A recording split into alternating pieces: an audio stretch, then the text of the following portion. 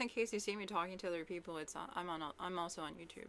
People, I feel like, get confused and think I'm just talking to myself or like muttering weird stuff, but I'm on YouTube. But welcome everybody on Twitch. Um, I'm so excited. What the heck? I haven't done sustainable fashion news in quite a bit, so this is definitely exciting. It's more of a serious stream on Tuesday. I feel like I'm very fun on Mondays, and then Tuesdays I'm serious. Wednesdays I'm going to be doing whatnot shows, so that's like my business side. And then Thursday as well, I'm going to be doing whatnot shows. So if you want to see me doing random shit, like planning the behind the scenes of my whatnot shows, I'll be live from 10 to 1 p.m. Central Time. And then I'll be on whatnot for the rest of the day, or until I get tired or whatever. And then Friday is when I do fashion stuff. So I have like a variety, I can never say that word, a mix of stuff, which can make it hard to pinpoint me. But yeah, I'm excited to get started on these Tuesday sustainable fashion news. It's very intersectional. Why am I choking up? Are we gonna cry right now? I'm gonna trauma dump right now? No, I'm kidding. But I use this Canva deck to share all the freaking news. What the heck? I have a horrible tendency of going on tangents. Maybe it works well with live streaming, but I need to keep on track. So I use, where should I put my camera? Right here. Right. I should put myself right there. I use this Canva deck. It's accessible on my YouTube if you want it. You can go to my YouTube, or I can link it, whatever. I'm just gonna work out of this, but it's not a presentation or anything. It's essentially just like me collecting all the news. I wish you the best. 4th attempt. Are you leaving? 4th attempt is gone. What the heck? But yeah, it's a lot of like serious stuff in the fashion industry. A lot of things that I do want to talk about. There's just so much clothing in the world, and it really worries me. So hopefully we can all learn and process together. I do have a strong background in environmental justice and community organizing, so I come from that bias. I'm a bit more of a, I guess, radical, but I just really care about people and the planet, to be totally honest with you. That's really where I come from. My intent is just to learn with you guys. Like, I never expect you guys to think I'm the expert, or I don't expect you to be the expert. Like, I just genuinely want to talk about this shit and like process it and think about it and learn and just have fun with it. Like, all this shit just seems all so freaking serious and like overwhelming, and I think it just takes intentionality to sit down and like grapple with it, you know. So I kind of wanted to be serious, but like not too serious, you know. So yeah, that's kind of what I'm doing today. 4th attempt on Twitch says, I'm just wishing you luck. Thank you. It's for a good cause. Yeah, hopefully we learn something. I just kind of compiled everything together, and then I just kind of like read it with you guys. But yeah, I'm excited. Yesterday, just to give a recap, I did tarot card readings, and my brain literally feels so freaking foggy. I've never done tarot card readings, so that was an experience. I don't know how often I'm going to be doing that. Just because it's a lot of work. It was a lot of mental work, a lot of like spiritual work. It was actually really emotional, to be honest, which was surprising. I feel very drained today. I'm not a, it's interesting because I'm not a very emotional person, but I have strong feelings. But I guess I was adopting people's like emotions when I was doing the tarot card readings, and it just kind of like depleted my own very limited emotions. So if you don't know what tarot card readings are, essentially it's based on the idea that you interpret cards from a deck. So this is my deck. It's called Soulful Women, and essentially the deck consists of multiple cards, and they all have different sort of meanings and concepts to it. You come from a Muslim country, so you don't know. Okay, yeah, that's totally fine. So essentially, you just kind of like pick some cards and then you interpret them, and it gives you like messages about your life or what you're dealing with. So a lot of people yesterday were asking like for advice, whether for their divorce or what's going to happen with their crush or what's going to happen with their job or just dealing with like general random questions about like community and stuff. So I kind of interpreted the cards the best I could, but if you needed help, I would read from this booklet for more idea of like what the cards meant. It was very draining. So fourth attempt, I would say come to like one of the Monday tarot card readings and I'll do one for free, but I just wonder like how often I'll do them. But yeah, it was really interesting. It does help a lot. I feel like I have a knack for it, but it's draining. I literally like could not sleep until like 4 a.m. No, actually I fell asleep like at 4:30 a.m., which is freaking crazy. It's just, I feel like I wasn't able to like release everything that I absorbed, if that makes sense, from other people. There was literally, here, let me pull up my Twitter so I can show you a photo. But yesterday's stream was so freaking like busy. There were so many people coming in to my YouTube stream, and I've never had that happen before.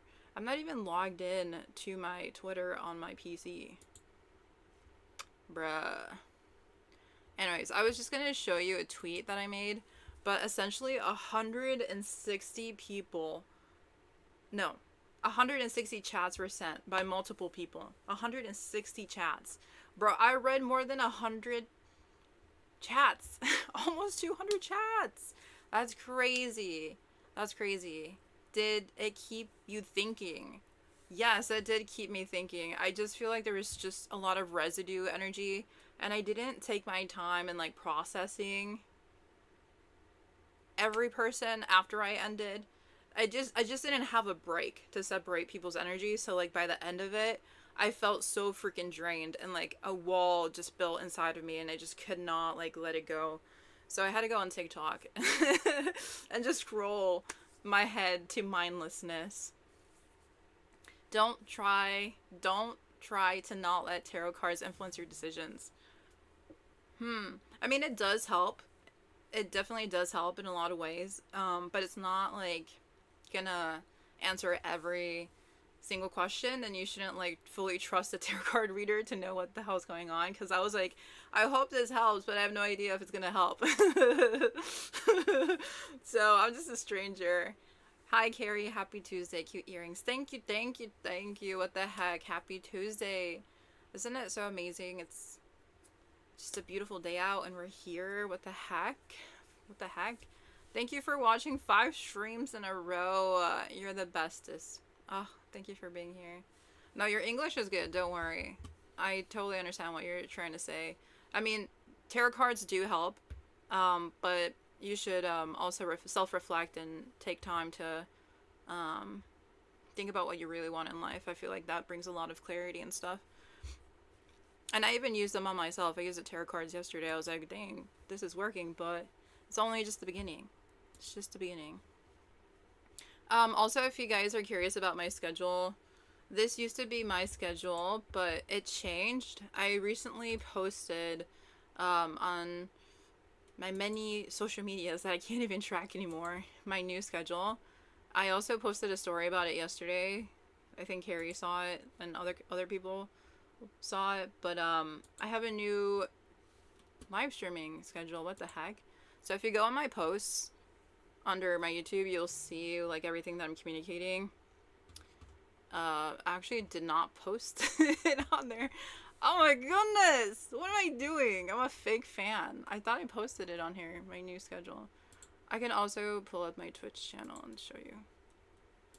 I thought I posted it on there. Okay, I'll make sure to post everything on YouTube stuff. What the heck? I just embarrassed myself.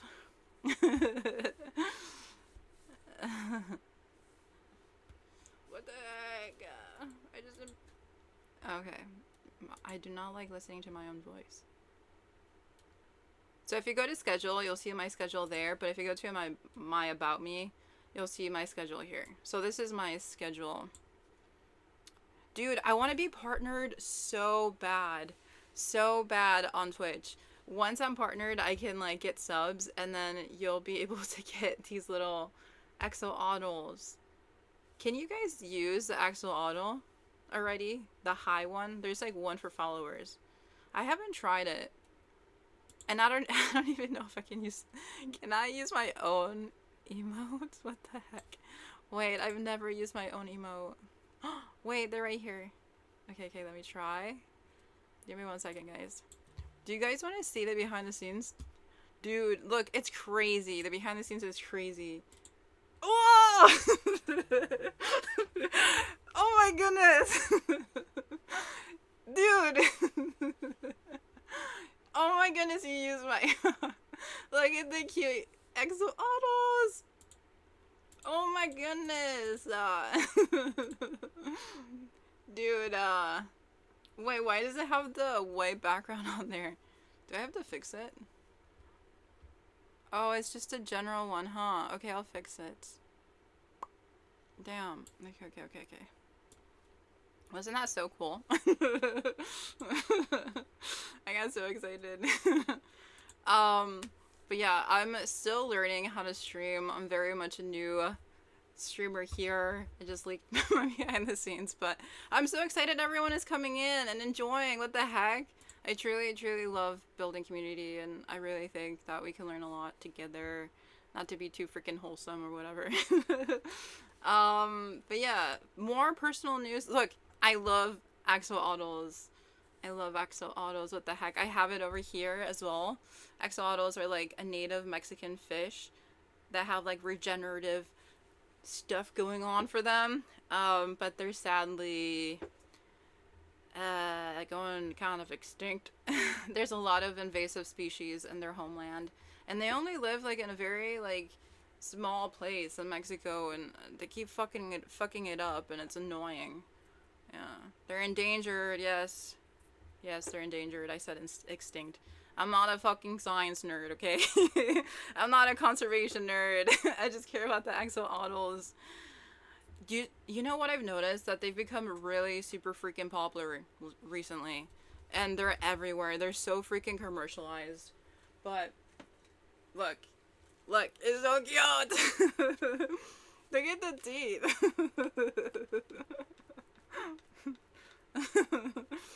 I got this from Walmart. Dude, I feel like I'm like 12 sometimes. Oh, I have another one over here too. It's so cute. It lights up. I need to charge it. Oh. See? I like your energy. You like my 12-year-old energy. No, I'm kidding. Thank you. I was saying yesterday that I feel like I'd be a perfect pre-K teacher. I do really well with kids. Kids just come to me in parties and like in general situations. And I essentially raised my little brother, so that was fun. And I need a new job actually, so I was like, okay, let me be a pre-K teacher. So, yes. Yes. Okay, so, guys, there's so much to talk about. Wait, do you guys want to learn more about me, or should I just move on? I feel like I shared so much yesterday. Dude, I talked so much about myself yesterday. I feel so freaking bad. But essentially, major updates, if you care, before I get into the news. I quit my job. So right now, I'm currently unemployed, but I'm going to be working on doing Whatnot shows. If you're not familiar with Whatnot, it's a site where you auction off clothing. And I have a lot of clothing in my room. The pile over here is essentially stuff that I haven't sold and haven't gotten rid of on Depop or eBay. So tomorrow's gonna be my first show. I'm so freaking scared. I just kind of want to cancel it. I want to cancel it so freaking bad. But I'm just gonna do it for a little bit. I'm gonna sell or try to sell 20 items at 1 p.m. Central Time. If I fail, I fail. My first Whatnot show, 4th attempt. I can pull it up. Here, I'll run it through. for a second, because a lot of people actually haven't heard of that site, to be honest. To be honest. To be honest. It's a pretty new site. But a lot of Twitch streamers actually have collaborated with whatnot. I saw Extra Emily, a major streamer, collaborate with them, but she mostly showed like Pokemon cards. I don't really know what was going on, but she partnered with them to promote just a site with Pokemon cards or whatever. But I want to do it to sell clothing. We can see something. They're just normie girls selling clothing. That's gonna be me. It's gonna be me. Capris, 28 to 44, no flaws. This is the brand, Mini Diva. So cute. Thank you guys so much. You're okay. Thank you for modding. Girl, I sold my only pink dress and it was like the cutest. Thank you so much for your first purchase. Thank you so much. Okay. Okay, and then I said I was gonna show the Victoria's Secret pajama pants. They're size small. Look how cute for freaking like spring and summer. They're pink and green. These are 2012, I think. Yes, they're 2012, but they're size small. Oh no, you're good. Thank you for letting me know. So they're actually the short size. So they could be a capri if you're taller, but they're gonna be good for short girls, or they could be a capri.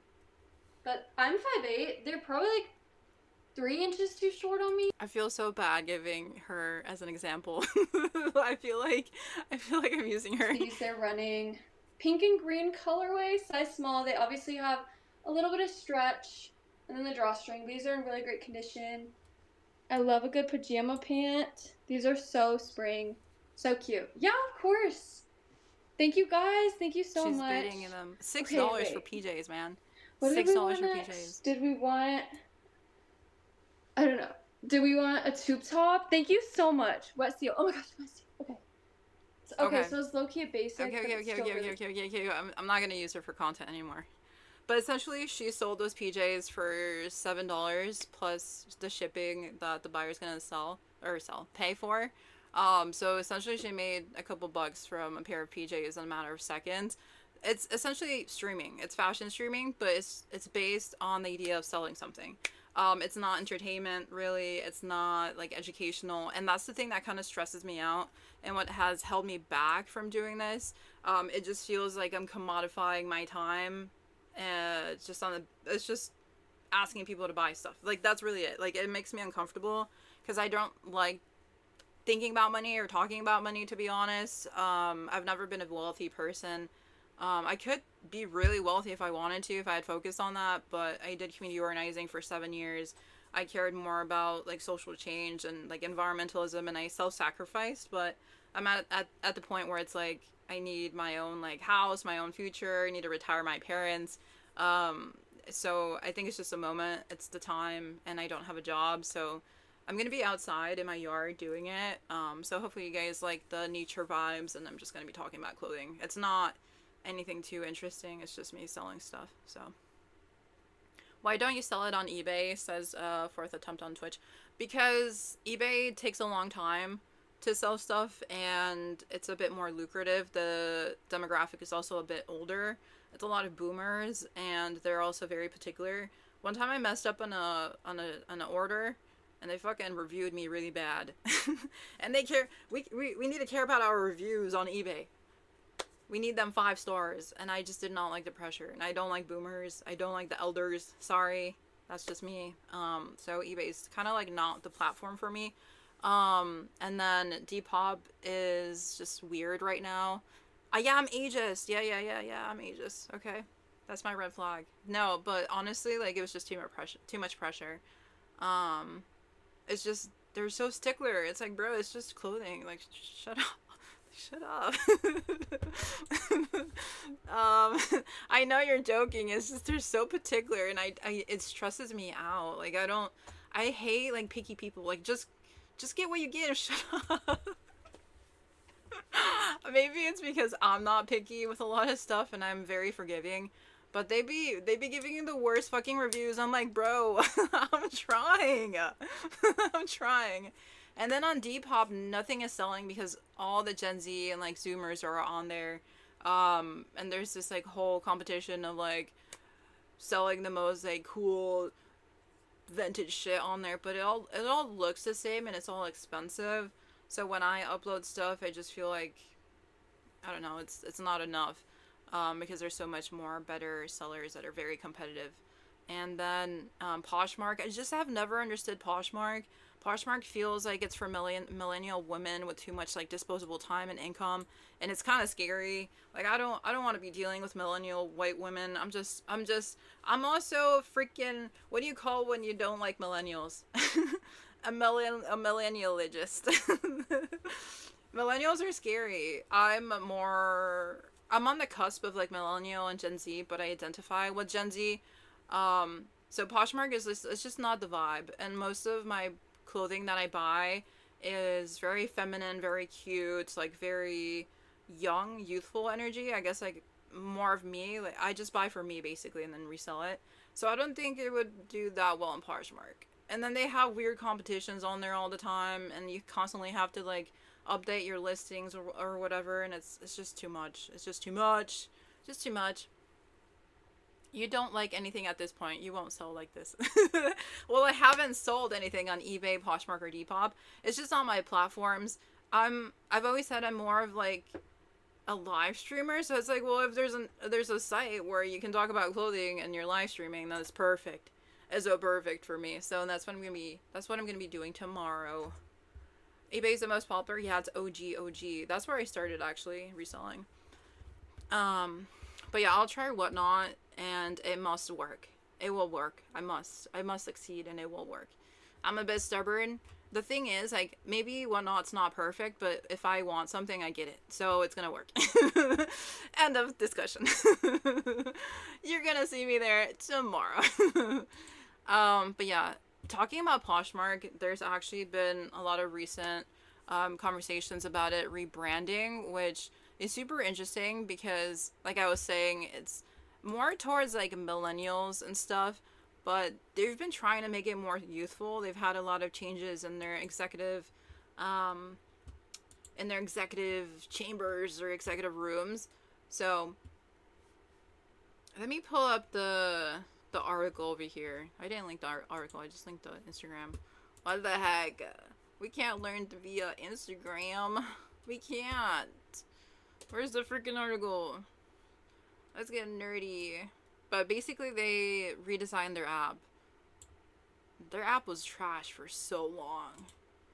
There's too many freaking things going on. They would send me random notifications for shit that I didn't need. They were giving me motivational quotes at one point. I was like, bruh, I don't need you that bad. I'm in a weird kind of like not that nice mood today because I'm kind of tired from yesterday. So if I'm being like uh kind of like too much, I'm sorry. I get like this when I'm tired. You hope it works out for me. Thank you. Ooh. It's gonna work. It's gonna work. Dude, every single time. Okay, there we go. I was about to complain. I was about to be a full mode Karen, but I'm actually what do you call a Mexican Karen? Just a Mexican Karen? That's a good question.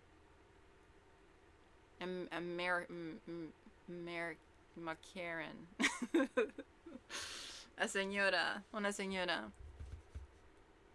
Okay, so Poshmark finally redesigned its clunky app. I don't think I have Depop or Poshmark on my phone anymore. So fashion resale company Poshmark just got its first app redesign in 15 years? Oh my god, no wonder that shit was outdated. ChatGPT tells me Poshmark is the best for this? For what? Reselling? I don't understand Poshmark. Oh, I forgot you boycott AI. You use AI to help me? Oh my goodness. You're banned. No, that's you know what? I don't support the AI, but now you know not to use it that much. Right? Don't use it that much. We need our water. What the heck are you doing? Look, my sweater kind of looks like water. It looks like a fire water. It's cool. I got it at a thrift store. It cost me $2. My outfit doesn't make sense today. Dude, I just put random stuff on and I was like, yo, this is gonna work. My makeup is so fucked today, but you know what?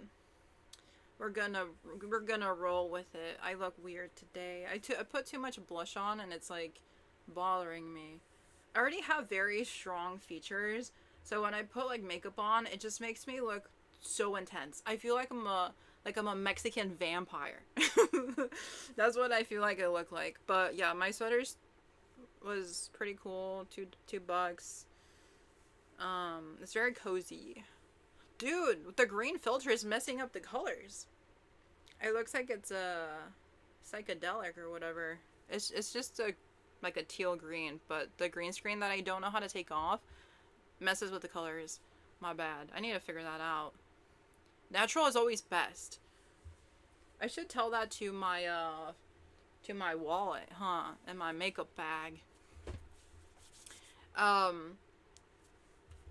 Actually, no, I'm gonna stick to what I'm doing. Nope, too many tangents. So we're gonna look at this article. So the new look encompasses an updated algorithm, redesigned navigational tools, and new streamlined aesthetics. It comes at a pivotal moment for the secondhand market, which according to ThirdUp's 2025 resale report, it's expected to reach $367 billion by 2029. That's actually really freaking crazy. How is it that they haven't updated it in 15 years? But you know, I'm not that surprised because every other like resale site has been stepping it up. They've been collaborating intensely with everyone else to get more people to use their site. I mean, I think a lot of people are more aware of like fast fashion, of the issues in the planet, and want to make better fashion choices. But now OGers like Poshmark is just like, how do I compete? How do I compete? Take care, fourth attempt. Thank you for jumping on. What the heck? But honestly, I wonder what makes them so different compared to like Depop. I talked about like the millennial thing, but like what actually sets them apart is what I'm wondering. But they didn't explain their reason for updating the redesign. Why did they do it? Maybe they have a YouTube video about it. Maybe YouTube can help us. What the heck? Also, do you guys watch Wendy Ortiz? She just went live and she just had a BBL. Dude, she's been talking about this BBL for years. If you don't know who Wendy Ortiz is, she's a streamer. She's a Mexican-American streamer. She started off as a TikToker and she finally got her loved BBL. And I watched her video. Oh my goodness. She suffered, bruh, for it. Maybe we can watch that afterwards. But she's just live right now. Very interesting, very interesting. Going back to Poshmark though. Ooh, she's in on it. Who is this YouTuber? Poshmark layout, Poshmark redesign? Just watch the most recent one. Hello everyone and welcome back to my channel, or if you're new here, hi, my name is Nicole and I'm a part-time reseller on Poshmark, and today I'm here to talk about that new Poshmark experience that I kind of hinted at last video, but they really threw me a curveball here and they pushed it out to everyone yesterday. So this video is going live on Thursday and they rolled this out yesterday. I had no idea this was happening. Road to 1 million viewers. Thank you for the attempt. That's a lot of viewers. Maybe 30 people would be a lot. Wait, how many people are watching me right now? Oh god, 3. Oh, that's a lot of people. I should have checked. My goodness. Dream big, yes. Thank you. You were the first person to use my Exo Auto. What the heck? I will remember you. Have a good night. Clearly, because in my video I said that they were going to release it in a couple months, so clearly shows how much I know, but they rolled it out, so I want to talk about those changes, talk about what you can expect from this update, and really talk about what these changes are and how beneficial. Wait, that's me right now on my stream trying to explain everything.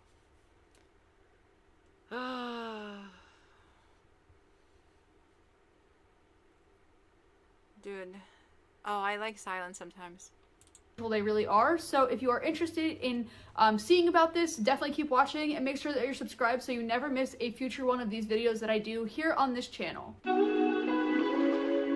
She's got the OG YouTube intro. Oh my goodness. Okay, so if you haven't already updated your app, go ahead and update your app in the App Store. So a lot of people ask me how to do that. Go to the App Store on your phone, or you could just type in App Store on the phone and search for it, and then go and click. Oh god, no visuals. No visuals, no overlay, no example. Oh my goodness. Oh my goodness. Oh no. When I started my I'm leaving. Dude, I'm learning. Commercials. I need an ad blocker, to be honest. Let me just watch it for a couple more minutes. We've barely been on this video. This day struggle with finding where the Posh Live button is, but they moved it, supposedly trying to make it easier.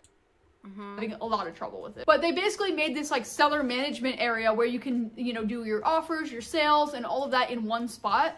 But again, it's just not as straightforward as they intended it to be. I understand what they were trying to do, but it's just still very confusing because I was so used to the way it was prior. Okay, so in this new experience, they pushed new fonts and styles and colors and everything that just kind of feels a little bit more modern. So they're trying to give a modern discovery. So with doing this, they made the font a little bit larger. They made the photos larger as well with those portrait images. And it brings those photos into focus so you feel more focused on the listings and it's easier to navigate. And now you can now search for brands and categories directly from that home page, which makes it a little bit easier. Before it was a little bit cumbersome to try and search for things. And then the more you discover, the more that search is going to be more generated to what you are looking for. So your homepage is going to be more tailored to what you have been actually looking for on the app, the more you do search for things. So these changes are supposed to elevate sellers, bringing more simplicity and better elevating their closets. And like I said, they did central. Dude, she's doing what I'm doing. I just read articles and then I let you imagine what I'm talking about. I need a visual. There should be like an overlay of her doing it like right here at the side of her. I don't use Poshmark. Those seller tools, so they're saying it's supposed to make your life easier. Again, I'm not entirely sure it's making my life that much easier because I'm still trying to figure out where things are, but maybe in time I'll get used to it, but it's supposed to make it easier and more simple for the seller experience. And they basically know that this is going to be the case. They know that people are going to struggle with getting used to the way things are. They know that things are going to be tough for people. They know change is not easy, but they're acknowledging that, and I do appreciate that they're acknowledging that, especially because this feels like a very different change. So we're kind of going from something that we were used to for so long with Posh, and then they completely switch it. So at least they're acknowledging that, hey, we know that change is hard, but this could actually be beneficial for you. Wait, they call Poshmark Posh? Wait, I wasn't even part of the cool group of calling it Posh. Okay, I need to call it Posh. Okay. 15 years though, that's a long time. It's a long time. All the users are losing their dang mind. Especially the millennials. They hate tech. They don't know tech, bro. Going forward. So they are letting us know that your existing photos are going to stay the same as what they were. So if they were square, they're going to stay square. If they are portrait, they're going to stay portrait. You don't need to make any changes. If you want everything to be consistent, because like if you're like me, everything drives me crazy when it's not consistent. I may want to go back in, but I have so many listings that would take forever to go back in and update all of them. But they are mentioning that as you continue forward, you will see the new option for a 3x4 portrait style photo. And again, they're hoping that this makes it easier and that hopes your item gets discovered more. And they said that they, know that it's going to take some time for things to get, to get used to the new updates. And the more that you spend on the app, the more you're going to get used to those things. But they're going to continue to share tips with us to make it easier. Again, I still struggle to this day after having it for a month of still trying to figure out where things are. So I'm hoping it gets easier and it gets better, but I'm still not entirely used to it yet. So what they want to do is re-inspire and shape how styles are searched for. What is reality for her right now? She's struggling. I feel like she's just mad.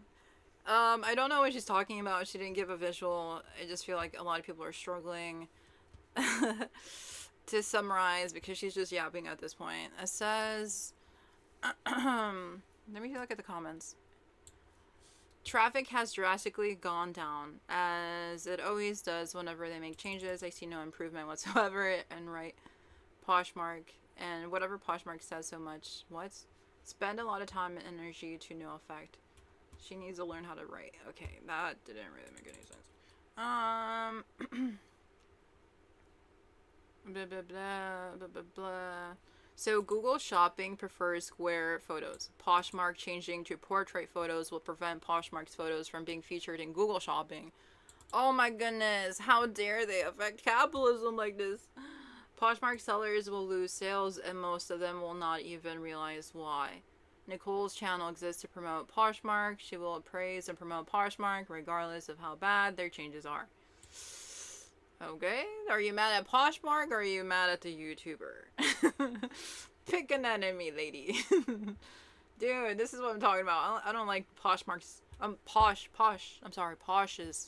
vibe. Can I bulk share on the app? Oh my goodness. Drama. Okay. Let's see what everybody else is talking about in the articles. So this was the first bit of news. but they did have new executives come in. And then they're rolling out more changes.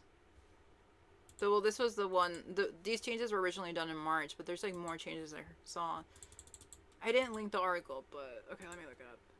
See, this is what happens when I don't link everything and I don't stay on topic. My brain is already like thinking about Wendy Ortiz. What is Wendy doing? Can we take a break? I just really want to know what Wendy's doing. I'm so sorry. My head is like utterly chaos today. Those fucking tarot card readings just mess me up. I'm debating whether I should do it or not. Bro, why did so many people come in for tarot card readings? I'm not that like strong as a person.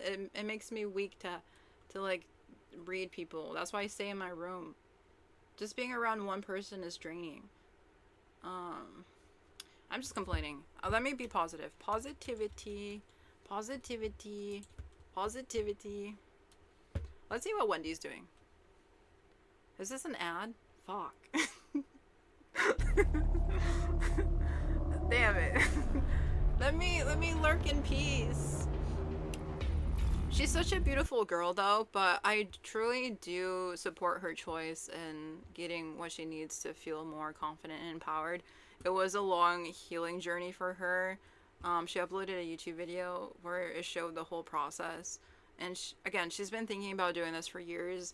I've followed her on TikTok for such a long time that I feel like emotionally invested in this for no reason. And I saw her raise her kid when she was very young. Like I started following her when her daughter was like a couple months old, and now I think her daughter's like 2 now. So this is huge for her because she's just cared about this for so long. I'm happy for her.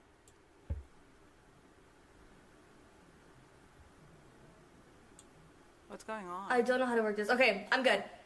Okay, what was I saying? Yeah, I'm not promoting. I don't care, guys. I just, oh my god, this is pissing me off. This is raising, I'm like raising my cortisol right now. And then I hear a phone ringing. Hello, hello, hello, testing 1, 2, 3, testing 1, 2, 3. Jennifer, what the I also want to note that she's been under intense scrutiny because of how she looks and what she wears. Like a yellow dress caused so much drama on TikTok for no reason because no one liked how it looked on her.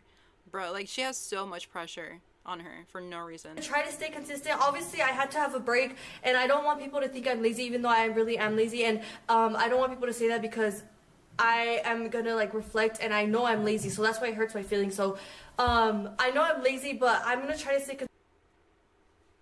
Is this me? Guys, I know it's been a long month, but I also guys, I also need to recover. Fun fact, if you don't know, it takes like 2-3 months for you to fully recover, and I can't really do much. So, you know, I can't go to Coachella. I would have loved to go to Coachella to stream for you guys. That would have honestly been the only reason I would have gone, but I really can't. Like, I can't even. I have to have this faja on 24/7, guys, for I think 8 weeks, 2 months. I have to keep this faja on, and then I can't sit on my butt for 2 months. This was a choice, actually, so, Dude, she's under so much pressure. I feel so bad for her. Her chat is so fucking mean. I would never want to be like this. Like, in a precision. Look at her chats. They're so fucking bossy. all the Wait. time. Should we just talk like this, guys? Let's just talk like this. Ow, this hurts so bad. I read her chat, I'm like, oh my god, these women and these men, and they're just so superimposed on her. It's hard. It's hard. The faja is like the most annoying part. Sitting down is the most annoying. Not sitting down is the most annoying part. But yeah, I'm gonna try to stay consistent. I'm not really sure.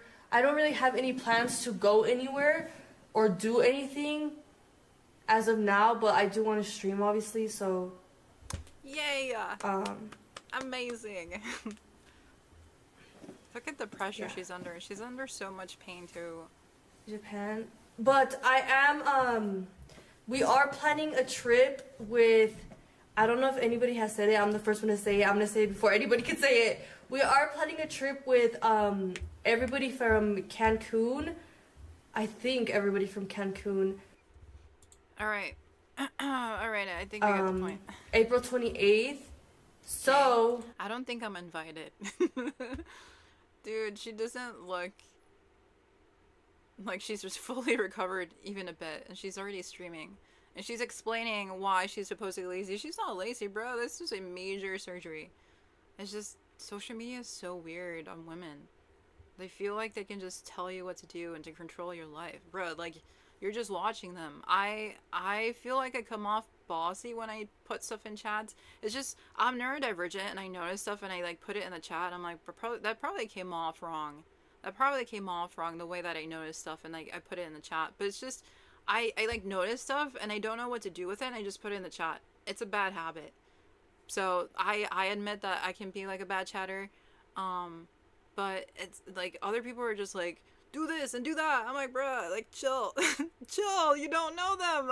Chill the fuck out. And also, I do want to say in Cancun, I don't know if you guys saw a clip, but I was like, oh, this trip made me want to get my boobs done, whatever. And I had already planned to get the surgery. She's recovering from a BBL. I mean, it's a choice to do this surgery, but she was always talking about how she was insecure about her stomach and she was insecure about her behind her butt. So now I feel like she's on a road of like feeling a lot better and comfortable in her body. She's been talking about this for years. So it's been a long time coming, and she also had a pregnancy at a very young age. So that I think also affected her a lot. Okay, oh wait, I forgot there was actually more drama to this. Okay. First, I'm drama free, guys. I actually like, I said this a long time ago, guys, but I feel like I'm like just so mature. Right, guys? To be fair, people really do hate on her for no reason. She's actually been a very calm, beautiful soul, just a victim of a lot of hate and jealousy.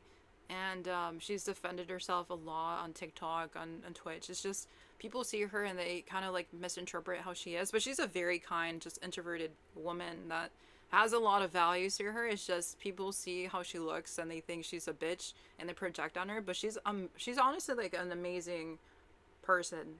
It's just, you just kind of judge her for how she looks. You know what I mean? But she's actually a really kind person.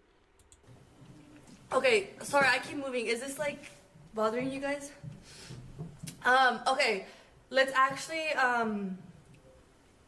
this isn't to start drama or anything, but I'm just gonna talk about it because it really bothered me and I saw it yesterday. Well, I'm gonna talk about one thing first. Okay, she's gonna be addressing drama. I don't think that's beneficial for us, but anyways, I just had to see that, but hopefully she recovers quickly. Recoveries, they take so long. I'm so afraid of surgeries. I don't want to be in the hospital. I just don't want to. Don't put me under the knife, sir. You know what a bad habit is? I don't even go to the doctor. That was a bad admission. I don't go to the doctor, but honestly, it's just so expensive.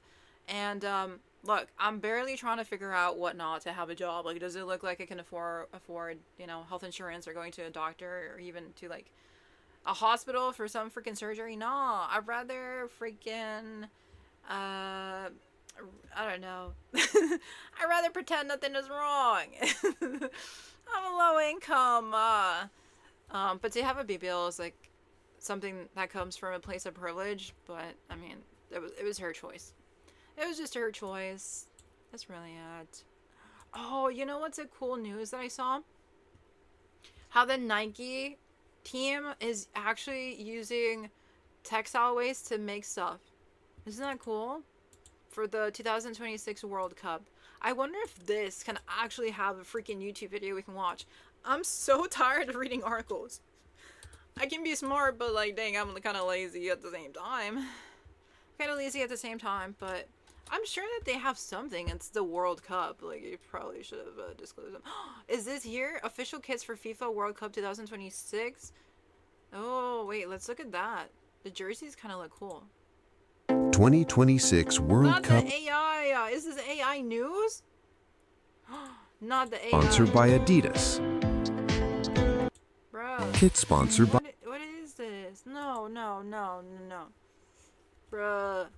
Bro, there's actual fans for World Cup fashion. Wow, I've unlocked a new fashion niche. Who knew? You only need a small dab. Ablaga, ablaga, ablaga. Tamales, tamales, tamales. Yep. Okay. The Cup is gonna be maybe the World Cup with the best football shirts in history. Seus malucos por camisa de futebol, jersey lovers, welcome back to Mr. Jersey channel. In this video I'll talk about the 2026 USA home shirt stadium version made by Nike. A beautiful shirt, you guys will like it. This World Cup is bringing so many beautiful jerseys. I just wanna tell you guys a message. Make sure you guys control your budget. Don't overspend. Collecting football shirts should be fun, and you should... People collect football shirts? Oh, what is this? I had no clue. not be worried about spending a lot of money. I want to buy everything, but I need to control myself. I'm not gonna buy everything. I know you guys are asking me to review all the football shirts, but I need to respect my budget, and I urge you that you guys do the same thing. Respect your budget. This needs to be fun. Does not matter the quantity of shirts you have. Oh god, bro, stop it. Just show me the shirt. My favorite one, the Centennial one, amazing. I want to say thank you to Andrew Welt, my great friend that hooked me up with this one, otherwise it would be really hard to find. This one also has been one of my favorite, and I believe I have two. The other one is somewhere in my collection. I was not able to find. Hopefully I can find when I do another video. I have the tags of this one here. The other one, I believe I wore already. Amazing football shirts. As I mentioned, the designer bold. I want to say thank you for the views of the away one, which is a spectacular one. I show the comparison between the stadium version and the match version. This is the match version. Make sure you guys check it out. I will do a short video with my USA collection. I will show my away, I will show another video with home one, and I'm gonna do an entire USA collection. Make sure you check afterwards. But if you're watching for the first time, my name is Marcelo, and my passion is talking about football and football shirts. And let's do this right now. Bro, get to the point already. I'm so sorry. I gave him so much time. I was literally trying to be patient. Did you guys see that? I was so patient. Did you see that? Let's just take a moment. I was so patient, and this man just freaking yaps. Get to the point, brother. Get to the point. I don't want you to mansplain that you love shirts. Don't give me a budget, just show me the shirts. Show me the shirts, bro. This is the 2026 USA home shirt made by Nike. This is the stadium version. It's a beautiful shirt. Take a look at this. The inspiration is coming from the USA flags in the stadium. Look, the players will be able to look at each other and feel like they are being supported, I guess. And also brings inspiration from the 1994 USA home shirt, which in that time brought some, you know, waving stripes, but this one is getting the whole jersey, almost whole jersey. This one, you have the space for the number, which I feel like I need a number here. And Nike is selling with the name set. Make sure you guys check out. I know the Pulisic one is sold out already, but I'm gonna maybe wait and get... Bro is tweaking about numbers. Dude. I get it. Different than the construction of the other two jerseys that I made the review. The USA one away, you see the color is different. This one brings this piece over here that folds, while this one here is a kind of more traditional one, but I really like this section over here, which brings this V shape, but it's nice. I really like it. One detail that I like here is like the red is not just a red that is solid. You can see the red change the tone on the same stripe. Look, it's a little bit brighter over here. Here's a little bit darker. I really like that. And this is the stadium one, an amazing fabric, dry fit. It's still good for performance. And you see, because the stadium one, the badge is stitched on. I love the stitched on badges. The swoosh is stitched. What did he just say? You like all the stitched on badges? Dude. What are you saying? I want to know what he's saying, like on a genuine level. I want to understand, because I like the stitching too. The stitching is good. I mean, it does look a bit more sturdy compared to the ones that they sell in like flea markets, which is where not my dad and my brothers buy their sports jerseys at, and they're very much like a polyester base, and the stitching is trash. So this one looks better quality, and the fabric looks thicker. It's just, I don't understand what he's saying. The stitching badge? Stitch it on. Oh, the stitching on the badge. I get it. Okay. Love the stitched on badges. The swoosh is stitched on as well. Side panel is very similar. Is it similar? Let me see if it's similar. Let me get the Brazil one. Let me get the USA away one. Let me see if the side panel is the same to show you guys. This is a little bit darker one. This is different because this is the match version. But yeah, it's the same type of construction. The stitching doesn't look even. Do you see that? It's going like this. Like, I mean, it's definitely human made, but it's not good quality. Look at this little bump right here. Hello? Why am I hearing myself? Sorry, I heard something. But the ventilation is a different material, still really good. And you can see that it's blue underneath the armpit in the same part of the construction. You know, I think we get the point. Is the audio fine for everyone here?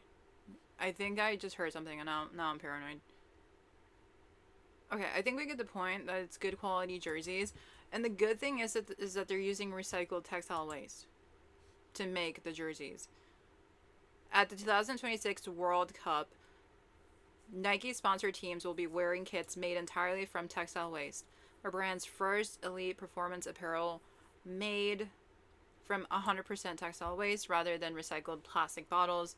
The fabric is called AeroFit. It's made using advanced chemical recycling and reportedly delivers more than twice the airflow of its older fabrics.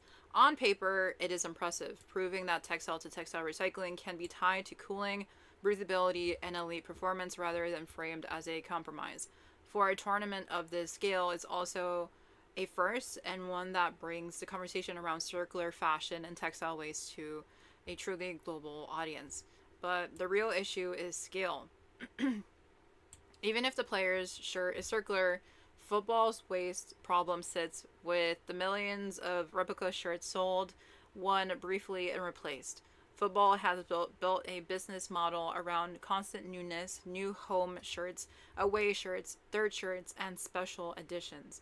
And the numbers are hard to ignore. An estimated 100,000 tons of sport kits from the retail market ends up in the landfill in UK each year, equal to 951 football shirts every minute. 951 football shirts every minute goes to the landfill in the UK each year. UEFA also has said that up to 60% of player worn kits are destroyed at the end of a season. Against that backdrop, one technical breakthrough shirt is not enough. That does not mean that innovation is meaningless. It matters because chemical recycling could produce yarn capable of meeting the demands of elite sports. Nike's material innovation shows that recycled feedstock can work at the top end of technical apparel. Bro, I don't know what that said, but it sounded fancy. But the future only becomes credible if that progress rolls down, not just debuts on the... Okay, they're just talking about stuff. That doesn't make sense. They need more stuff to change, basically, but they're using PR words for it. They're saying, look at all the stuff in the landfill. How dare you? How dare you make more stuff? Address it. Dude, there's so much fake sports clothing everywhere. That's a problem. And then men just throw it away. And women too. Everyone. It's like fast fashion for sports. These little kits and shirts and jerseys and such. Is there any videos talking about the textile waste for kits? Why are they called kits? That's kind of throwing me off. I've never been exposed to this topic before. 100,000 tons of sports kits from the retail markets end up in the landfill. There must be someone talking about this. That's kind of bothersome. Sports kits.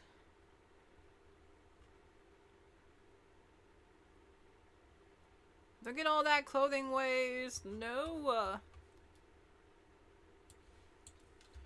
Wow. Ends up in the landfill. Why are people throwing stuff away? Why can't they donate it or like pass it on to their children? If they're loyal to a team, you would think they would keep the freaking shirt, no? Right? What do sports people think about? Like, if you're athletic, what do you kind of think about? What's the vibes going on with this merch? Do you just change teams whenever? You're like, oh, they lost the game. Gonna get rid of it now. Oh, look at this. How these kids are cutting down on clothing waste. That looks so freaking wholesome. Wait, let's watch that.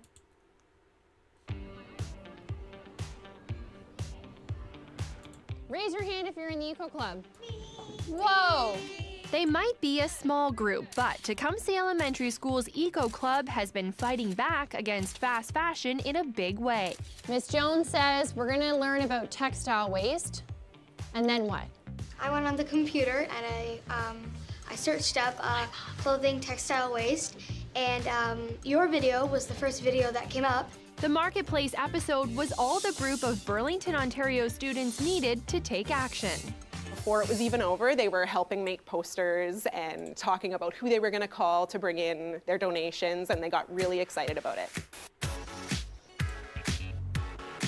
Textile waste to landfills is one of the fastest growing categories of waste. Last year, Marketplace investigated the growing problem of cheap, mass-marketed clothing at popular retailers. Most of it, 85%, ends up in landfill.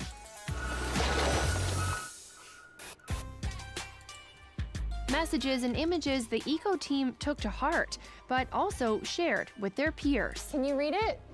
I am from China, the other side of the world, and if you throw me out, I will go to the landfill. Students made dozens of posters warning about the challenges of recycling blended fibers and finding ways to extend the life of unwanted textiles. I think doing this and having all this support is, well, really great to help Eco grow and to help our community get better and realize how much stuff we throw away, how much stuff we use. Why does she sound so mature? Oh my goodness. Can she be the next president of the United States or something? Oh my goodness, I need her in my life. She talks better than me. I be messing up my speech. I be muttering and saying random stuff, and she just sounds like the smartest woman. I mean, girl. I need to take notes like her. You ready, Eco team? Let's go! All right, drop them off right in front. Look at this hole. Holy smokes. They also had their own clothing drive. 1, 2, 3. Which ended with a massive weigh-in. All right, guys, you have 530 kilograms today. To date, schools, including Tecumseh, have helped divert more than 3 million pounds of textile waste away from landfill. Welcome, Marketplace, to the first ever walking center.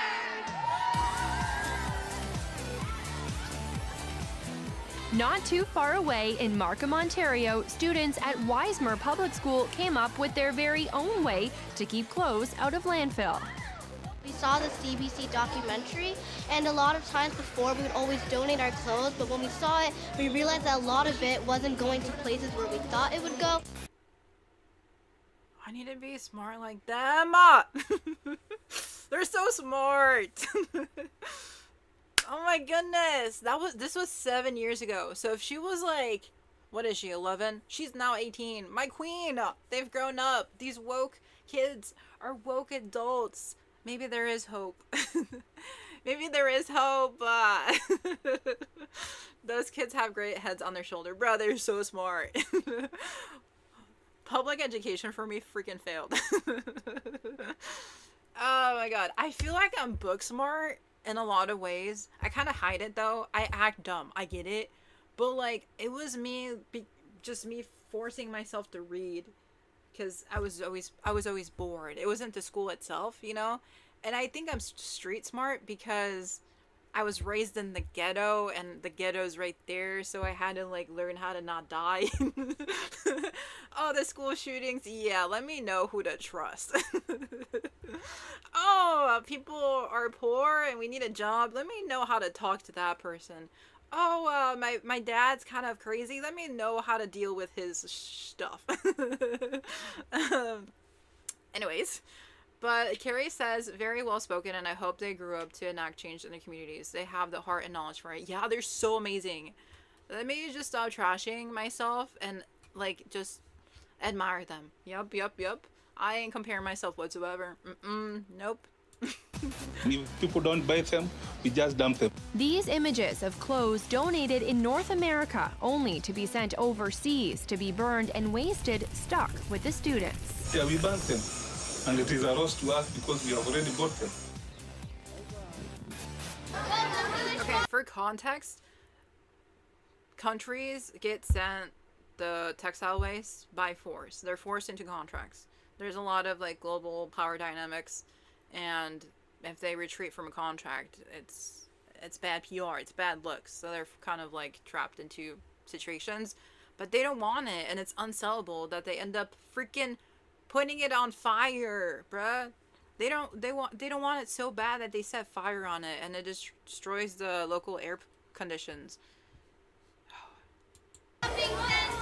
To keep their own unwanted clothes from being wasted, grade 6 students hosted their first annual clothing swap. A shopping center.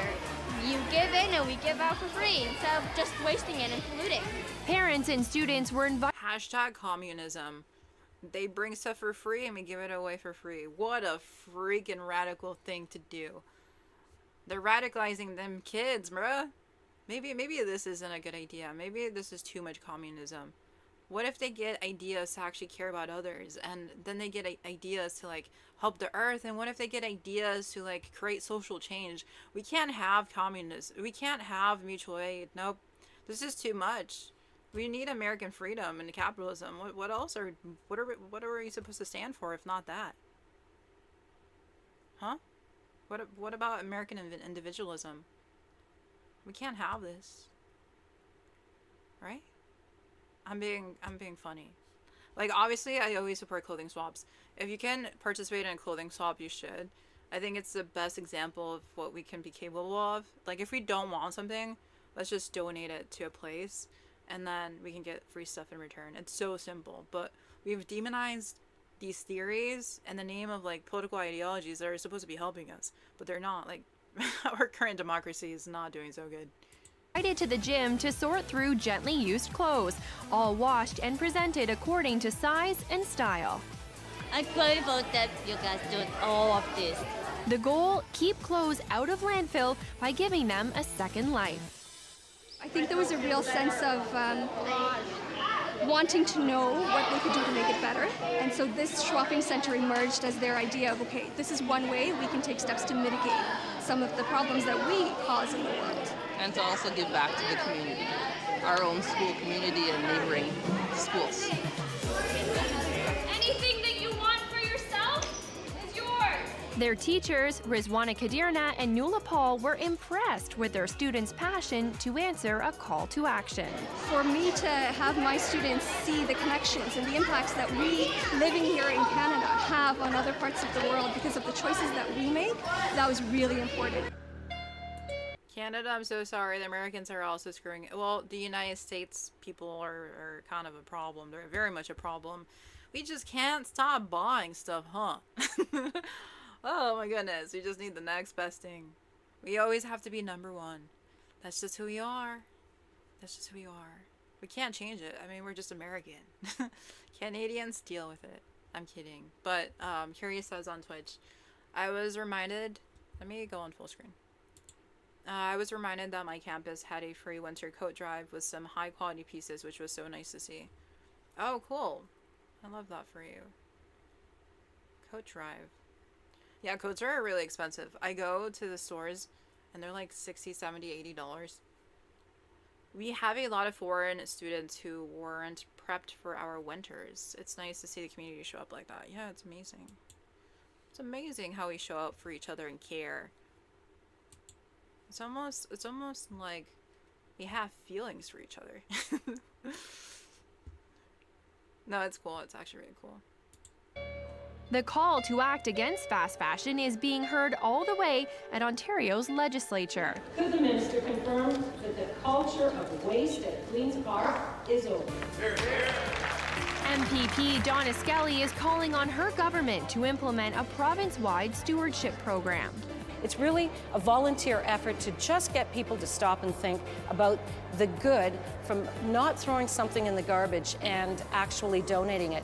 She's holding a contest to create a logo that can be used across Ontario as a symbol to encourage people to buy less. Manufacturers are considering adding it to their clothing, or it could be on the front of a door as you're walking into a store.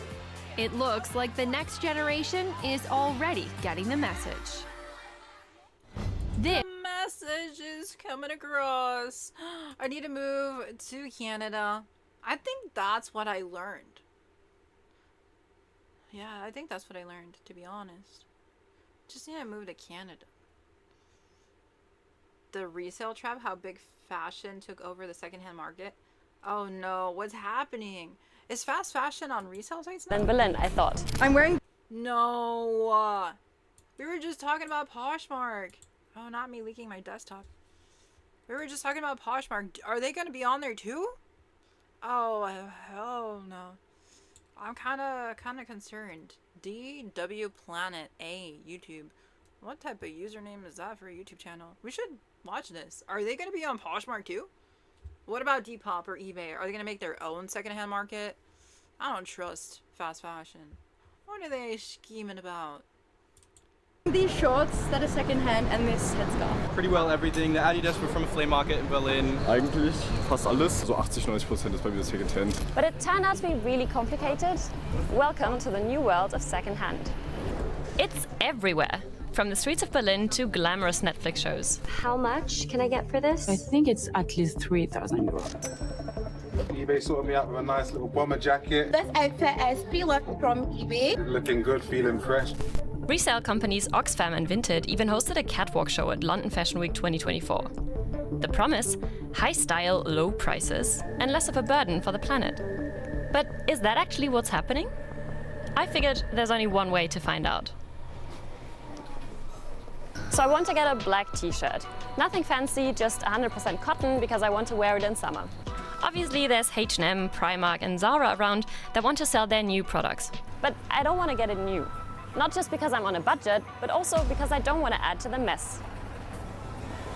So I figured Berlin is full of second-hand stores. Why not try to thrift that black shirt? Should be easy, right? Until recently, small charity shops were often the easiest way to do that. This may be what comes to mind when you hear secondhand. Chaotic, stuffy thrift shops that take ages to browse and have a questionable reputation. Excuse me? Yes? Do you know if anyone died in this? For decades, the market was run by non-profits like Oxfam or Goodwill. It was often associated with low social status and poverty. I'll never forget the look that my classmate gave me when she discovered the 50-cent tag on a shirt that my mum had bought secondhand. But something seems to have changed. To find out what, I got help from a market analyst. Secondhand isn't about low-income consumers anymore. It isn't about the lowest possible price. It's actually attracting people from across the income spectrum. Neil Saunders has been analysing the second-hand market since 2016. It's now a sector where people go for fun. They go to discover. And actually, a lot of the younger consumers, Gen Z and millennials, have driven some of these new reasons for shopping. So, what are these reasons? I want to hear it from them. It's cheaper and it's more fun stuff and it feels more rewarding. It's almost like, I think it's the thrill of the find. Ja, ich find's cooler. Ich finde es entspannter, so ein bisschen rumzukramen und so. My main reason is uniqueness. You find more unique pieces and then like... I love to forage. If I was... Let me talk for a second. Wait, why is my OBS like this? If I was to be a person, like in a group, let's say in a forest, and we have our little tribe going on, and we have to find our roles, I would be a forager. Go make me get the flowers and the herbs and just go find stuff. I'll go find it for you. Oh my god, these earrings are killing my ear. Ooh. Ugh. I kind of pulled the earring off of my ear for a second, and then it didn't work out after that. I'll give it a break. I'll give it a little break. They're not that heavy though. I just pushed it off to one side and it hurt my ear. Now they're red. They're a little red. Cute. Okay, let me put the video back on my ear. Oh, do you guys want to know a fun fact? I have 3 ear piercings. I have one here, one here, and then another one over here. Fun facts. Okay. The added bonus of it being environmentally friendly. Fast fashion is just, it's not it. I can resonate with all of that. So let's start the hunt. To get my t-shirt, I came to this vintage shop, which didn't look like I expected it to. Okay, it's very industrial chic in here. You can really tell that secondhand has had a glow up. There's so much style, makes me feel pretty basic. Clara Metzger manages the shop. She told me she's wearing vintage from head to toe. Die Kleidung erzählt Geschichte. Das ist einfach schön. Ich gehe auch extrem gerne im Urlaub, dann in anderen Ländern, in anderen Städten shoppen und stelle mir vor, die Bluse hat einer italienischen Oma gehört. But not every item tells that kind of a story. Clara unpacks 75 kilograms worth of clothing every day, but she can't resell all of it. Some has to go. Sowas zum Beispiel packe ich jetzt nicht in den Laden, sowas sortiere ich aus, weil das ist aus Polyester. Das ist stärker geworden seit so Primark und Shein. I just realized I have no clue what she's saying. She was just talking right now. I don't know German. What are you saying, lady? I was like, yeah. Oh wait, I don't know what you're doing right now. What did she say? Ja, dann habe ich die Teile in der Hand und das ist einfach ja, für den Müll produziert. I said to turn the subs on. Oh shit. The subtitles? Oh dang, have I not been paying attention? Oops. That's not only a problem for... Let me backtrack it a bit. Let me watch this segment again. I'm gonna move myself up. No, guys, look, I'm a streamer. I'm doing stuff. Hi, Marissa. Right when I'm saying that, you come in. I'm doing it. Look. We're learning German today. Yes, we are. I kind of low-key zoned out, and I was thinking about my ear and how I'm just a little delicate weakling of a human being. And then another thought that occurred to me is like, wearing all vintage or all secondhand doesn't have an aesthetic. Because if you look at her, she's a beautiful woman, by the way. It's just, it doesn't look like she's wearing vintage or like secondhand clothing. It just looks like fast fashion. So yeah, secondhand clothing does not have a standardized aesthetic. Everyone can look different and still be wearing secondhand fashion. Isn't that super cool? We can still have our personality and we can speak German in the process of that. Okay, let me read the subtitles. What the heck? We'll read the subtitles. She told me she's wearing vintage from head to toe. Die Kleidung erzählt Geschichte. Das ist einfach schön. Ich gehe auch extrem gerne im Urlaub, dann in anderen Ländern, in anderen Städten shoppen und stelle mir vor, die Bluse hat einer italienischen Oma gehört. But not every item tells that. I put the subtitles, they were just laggy. Freak this. These subtitles suck. Okay, I guess we are learning German, dang. Yeah, and vintage clothes can be really varied too, says Carrie on Twitch. Yes. I just kind of got reminded of that when I saw her tank top. I was like, oh, wait a minute. Kind of a story. Clara unpacks 75 kilograms worth of clothing every day, but she can't resell all of it. Some has to go. Sowas zum Beispiel packe ich jetzt nicht in den Laden, sowas sortiere ich aus, weil das ist aus Polyester. She's saying it's polyester. These subtitles fucking suck. Sorry, no more cursing. Das ist stärker geworden seit so Primark und Shein. Ja, dann habe ich die Teile in der Hand und das ist einfach ja, für den Müll produziert. That's not only a problem for Clara. Liz Ricketts set up a foundation which picks up 20... Those subtitles did not work. I think you can grab and drag the subtitle box up. I may be wrong though. Can you? Bro, what? What? Dip. No freaking. Whoa! No way, y'all. When did this happen?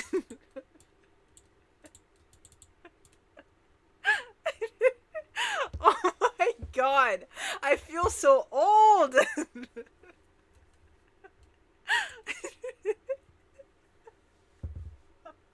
When did this happen? I'm so dead. Oh my god, I'm so embarrassed.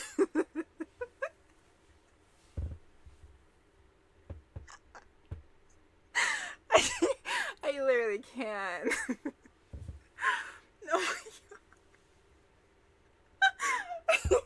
Carrie, you must have been like, why is she like struggling with the fucking caption so bad? Oh my god.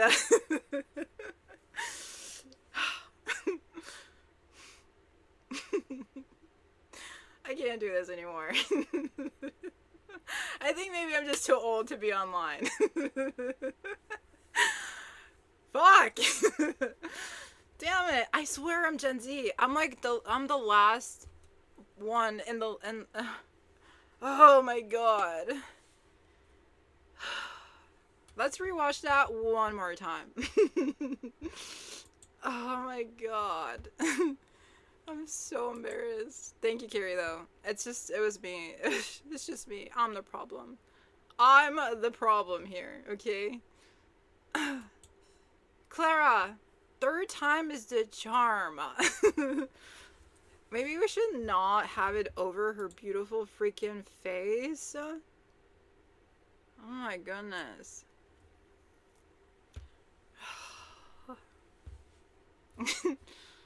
Marissa says on YouTube, I'm so defeated. Marissa says on YouTube, this is off topic, but your earrings are so pretty. Thank you, I appreciate it. Everyone has been complimenting them. My ears are kind of low-key red because it's like too heavy and I pulled them, so it just hurt. I like ripped it a bit, but it's just irritated. We both learned something new today. Lol, that was so nice. I know, right? It was so nice to have that be public. Okay, thank you everyone for the help. Okay, let's replay this one more time. Das ist einfach schön. Ich gehe auch extrem gerne im Urlaub, dann in anderen Ländern, in anderen Städten shoppen und stelle mir vor, die Bluse hat einer italienischen Oma gehört. But not every item tells that kind of a story. Clara unpacks 75 kilograms worth of clothing every day, but she can't resell all of it. Some has to go. Sowas zum Beispiel packe ich jetzt nicht in den Laden, sowas sortiere ich aus, weil das ist aus Polyester. Das ist stärker geworden seit so Primark und Shein. Ja, dann habe ich die Teile in der Hand und das ist einfach ja, für den Müll produziert. That's not only a problem for Clara. Liz Ricketts set up a foundation which picks up 20 tons wearing vintage from head to toe. We have done it. We have watched the clip. How do you guys feel? What did you learn? Oh my god, I'm gonna fucking throw myself on a wall right now. What have we learned so far? I'm genuinely tweaking out. My eyes twitching.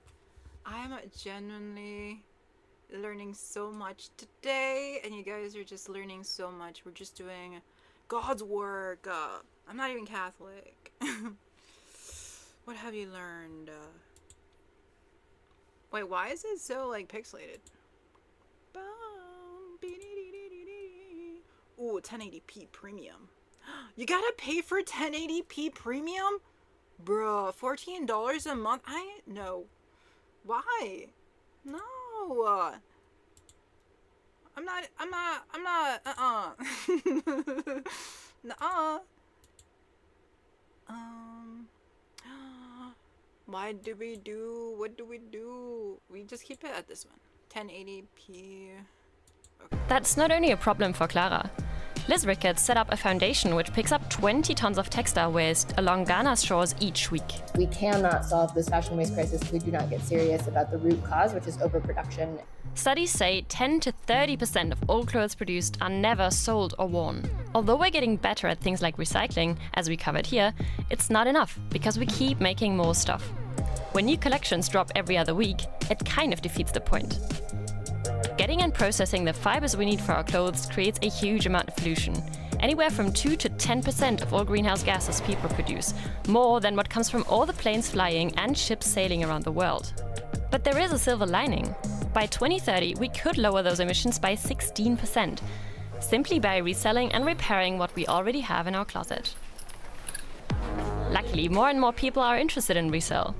Clara's shop opened in 2018. Now there are 12 more from the same brand across Germany. And it's not just them. The entire industry is growing.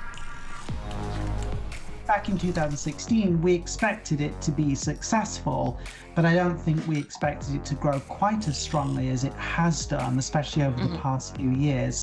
It's happening all around Asia, Europe, and North America. Neil's company found that in 2024, the global second-hand market was worth $227 billion US. It's slightly lower than Apple's product sales, but it's kind of in the same ballpark. So it's a really big number. By now, second-hand is growing 2 to 3 times faster than the first-hand apparel market. One sector is moving particularly fast: online. In 2024, online transactions made up 88% of money spent in US resale. I did end up finding a black tea in the store. Ooh, this one's funky. But it was a little more than I wanted to spend. So I'm thinking, let's take the hunt digital. Online, there are a gazillion offers for pre-loved black teas.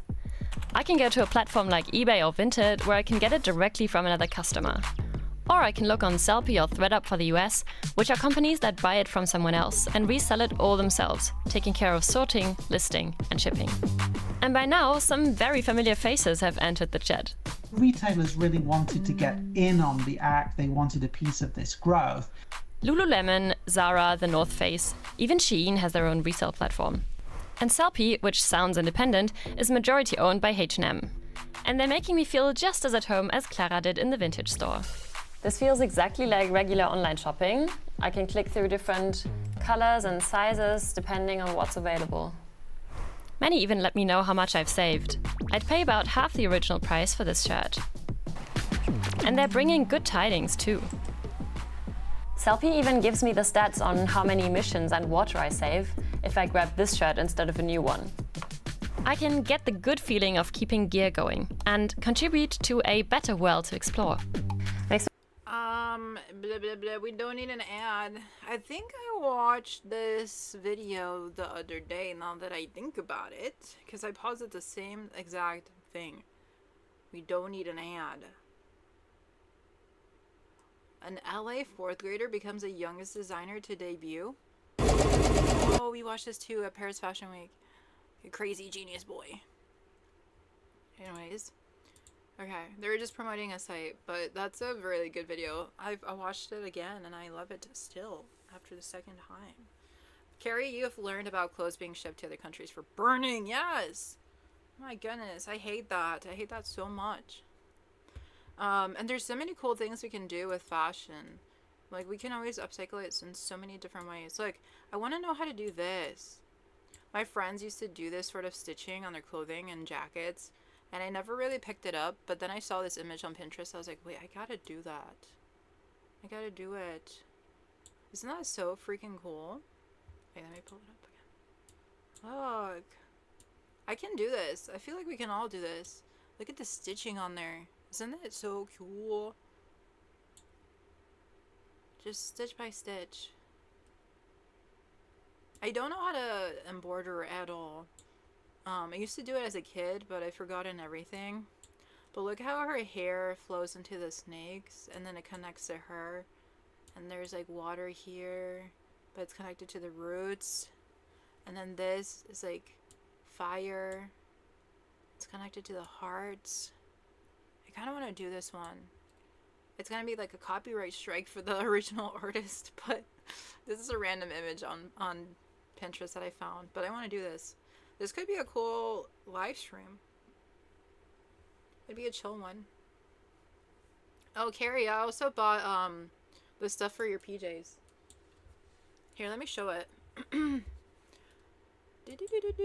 If you're not aware, I'm making PJs for a chatter on Twitch.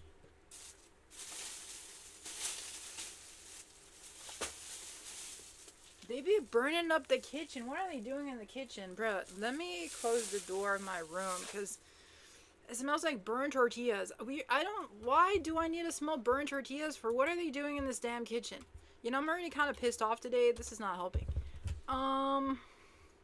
Let me play you a video while I see if the kitchen is on fire because they're kind of pissing me off. Because if I don't go check, they're just going to destroy everything. Mamma mia. Mamma mia. Mamma mia. It's so burnt. It smells so burnt. It's just like, what are they doing? Like, how do men burn kitchens so easily? I feel like I'm babysitting people constantly. Okay, let me see. Okay, let's play a video. This is a sustainable fashion designer that's building her upcycling brand in New York. She's called Lydia Brown. I recently discovered her. Let's watch this vlog, and I'm gonna go see if my kitchen is on fire. Okay? Enjoy Lydia. Lydia seems very amazing. Look at her sweater. Yep. YouTube. I've been running my upcycling business for 7 years now, 5 of which have been financially full-time. So I think I've just got a lot of That's the most the video how goes. to run a creative business while living in London, while paying rent, while paying for a studio. The kind of real ups and downs and challenges and things that are so fun, but things that are so hard of being self-employed, being a creative, trying to do all the different things at once, diversify my income stream. And I think that that is something that people often ask me about. So kind of want to show you all the different ways that I've been able to do that and make a really interesting transitional phase of my life. Which is so cool and feels like a real peak moment maybe in my career of buying a flat. So going to be moving from one area of London to a different area, and that's going to be just like a big life transition and change. And I think it will be really interesting to start documenting the process while I'm still here in my old studio, and then we kind of can do the move and we can see all the things that it takes moving, all the stuff I'll need to like build, sort it all out because I'm doing it all on my own. I think often people will start documenting something when they've started out that new place, but I think it'll be really fun to kind of see the journey, see the move, see the process, see how things go from one place to the next. Videos are going to be a mix of behind the scenes. I do lots of workshops. I put so much time and attention in detail to show you all the little things that I do that goes into each one and really take you along of what it looks like to run an upcycling brand as a 31-year-old who lives in London. Let's do a quick studio tour. So that's obviously my desk. Then over here we have, so messy, all of my fabrics.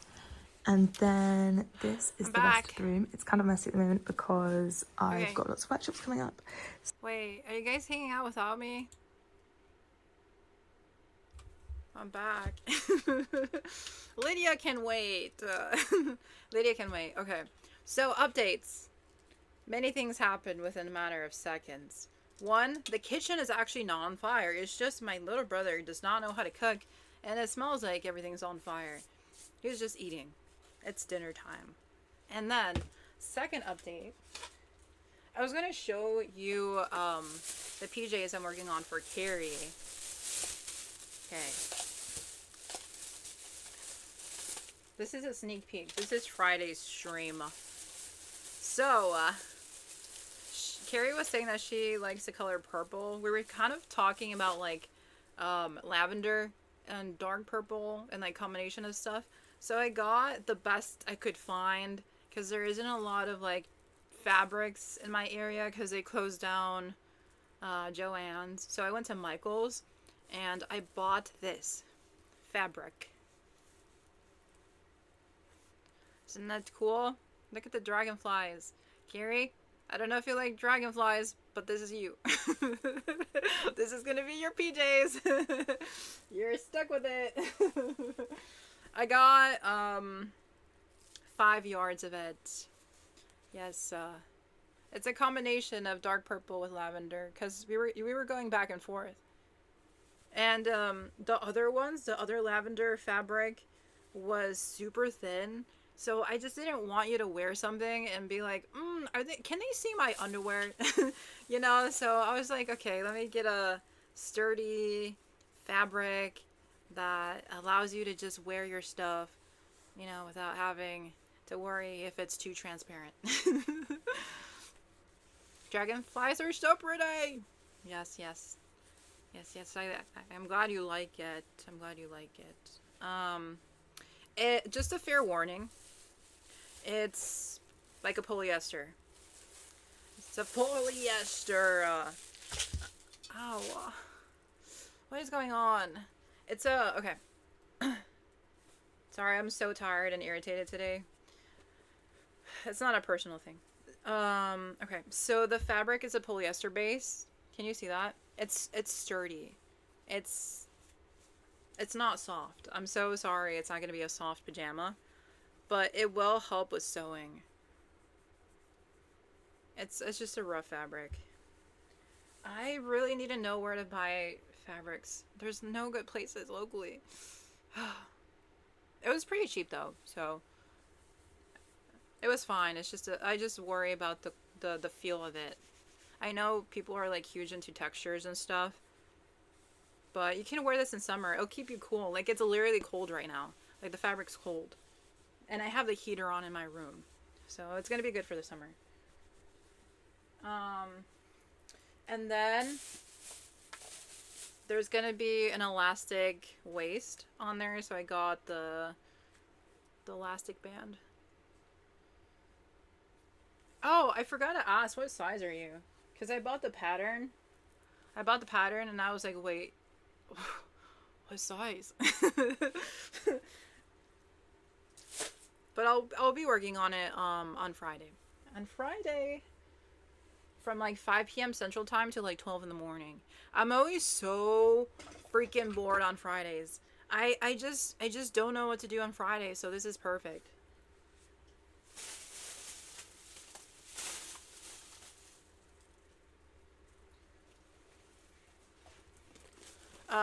Carrie says, I'm sure it'll be great 2X women's. Okay, so I got enough fabric. Cool.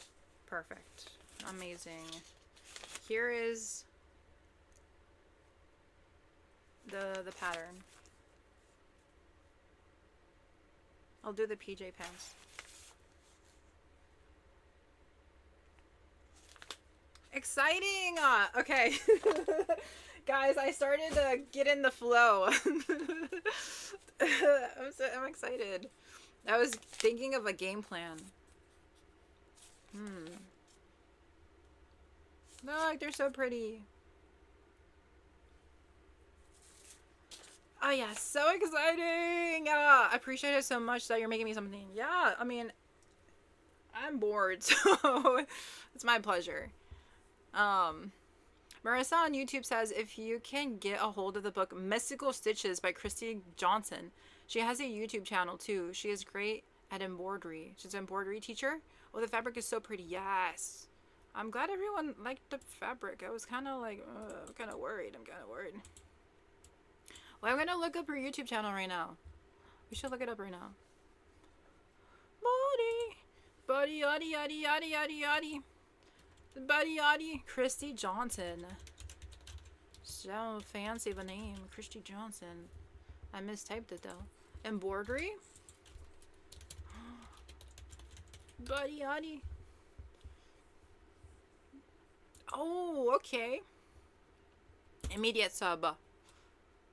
Making mystical stitches. How intuitive nudges turned into my favorite creative practice? What is she talking about? Oh. Hey there, I'm so excited today to bring you behind the scenes of the making of Mystical Stitches, give you a little more of an idea of what went into the book and yeah, how it came to be, because it was not a linear process at all. I wasn't like, I'm going to write a book called Mystical Stitches and it's going to have all this in it. It was this constant evolution and this constant moving towards like, oh, I have this idea to do this little thing. Let me see what happens if I act on that idea. Let me see what happens if I give that inspiration, that concept that's sort of brewing in my mind. What if I give that a little more time? what if I allow that to be part of my creative process? So yeah, so I just want to share that with you because I think that we can see what people have created and we don't necessarily see all. I love her energy. She seems so sweet and like just so dedicated to her craft. Wait, I need this book. All the tiny little steps that happen behind it. And when we imagine ourselves creating something like that, it can seem too big almost. And I just want to share all of the little steps that came up to it so that when you find yourself maybe in front of a little step, but thinking, oh no, I should be making more time for the big step, maybe the little step is the big step, or at least a tiny part of it. We're actually going to start this video with some of my favorite sort of unexpected things that happened through the process. So I am not sure whose idea it was to put the reverse of the actual embroidery of the cover on the back of the cover, but I'm obsessed with how this turned out. And what I didn't realize is how many people would be really moved by this and how many people would feel released from their need to perfect everything by just seeing this page. And if I had known that we were going to, I think my art director did it, Alethea. She's incredible. She always has amazing ideas. And I think that if I had known that this was going to be, I maybe would have trimmed some of these extra threads, maybe these white ones over here. But I'm so glad that I didn't because so many people have looked at the inside cover and gone, oh my God, I thought the backside of my embroideries were supposed to be as perfect as the front. That's what my grandma told me. And they don't. Nobody cares what the backside of your embroidery looks like. We're not getting graded on these. Literally no one cares. And my second favorite part about the book was that, first of all, I love the table of contents. My publisher held me to my idea when I said, hey, you know what would be cool if we had Alexandra Jacopetti-Hart, the author of Native Funk and Flash, write the foreword. And I think I just inserted that into the book proposal. And then once the book was done, they were like, hey, so did you reach out to Alexandra Jacopetti-Hart? And I was like, me? I'm supposed to email? Oh no, that was just like an idea I had. I didn't know that was supposed to happen. So I found her website online and I emailed her, and a couple days later she emailed me back and was like, sure, I'd love to. I also interviewed her on my podcast. So this was like major, like one of the... Wait, she has a podcast? Well, I'm like absorbing the vibes right now. Stitch Wish. No, I thought it was witch. Oh, damn it. Alexandra Jacopetti-Hart. Wait a minute. Stitch Wish Radio. I'm gonna pull that up right now before I forget. It's Stitch Wish Radio. Wish. I keep saying, oh my God, I can't talk.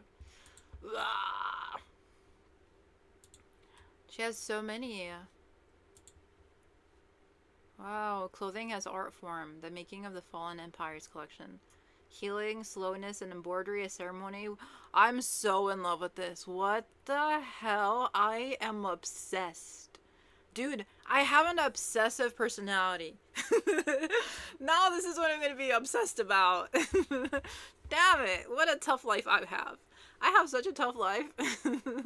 Creating space for little creatures. Oh, reconnecting to your creativity where you feel like you're just not doing enough. Oh, living your art.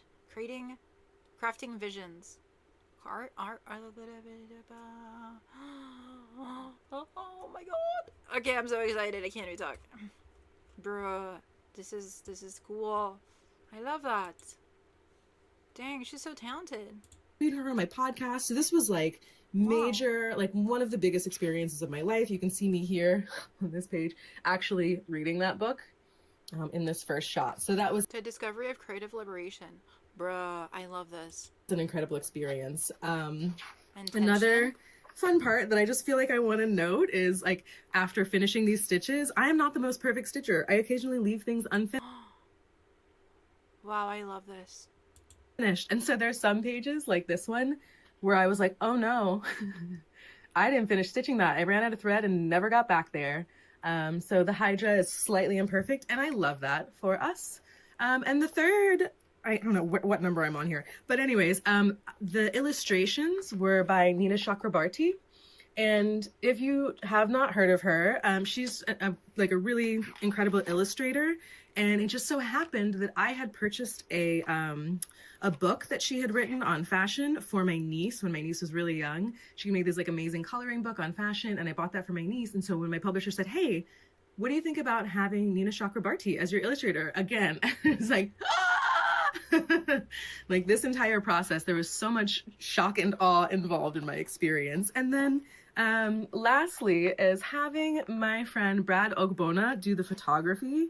Another sort of like really incredible experience, like one of those dream come true moments. I was just actually trying to finish this while we were doing the photo shoot. We were like, wait, I want to do that one too. There's so many projects to be done. Transcendent Talesman? Bro, I can do streams for days, for years. There's so much we can do. These are all such amazing, cool projects. I really want to do the evil eye thing on a jacket. I never thought to do that. Wow.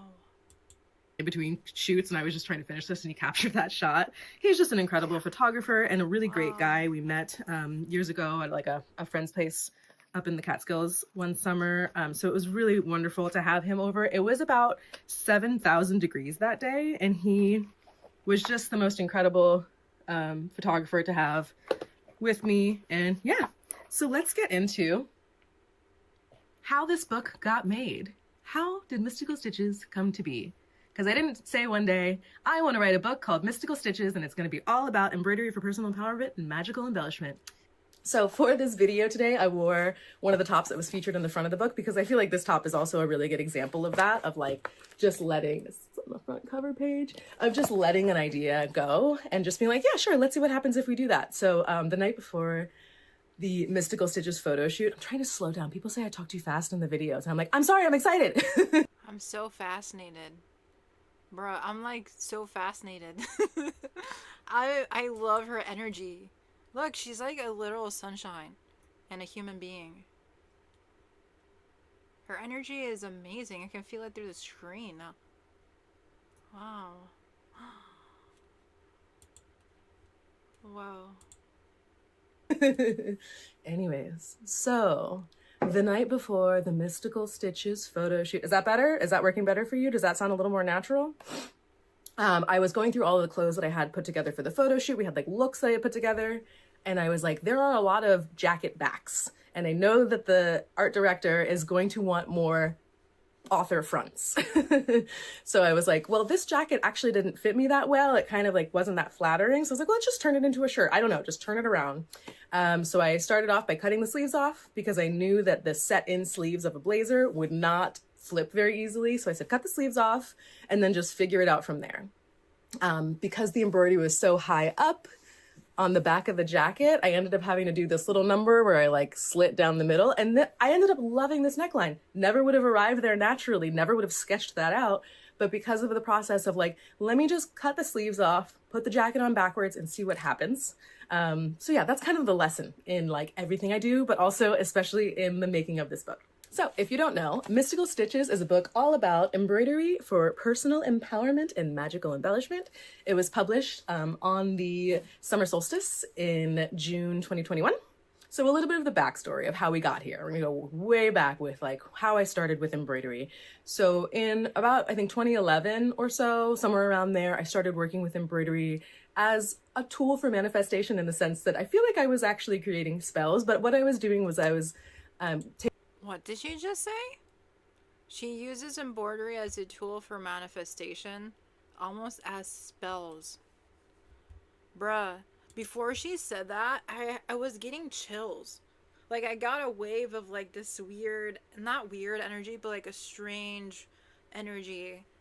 Bruh, I can feel what she does. Oh my gosh, she's so powerful. Bro, she's tapped in. She's so tapped. I feel some, oh my goodness.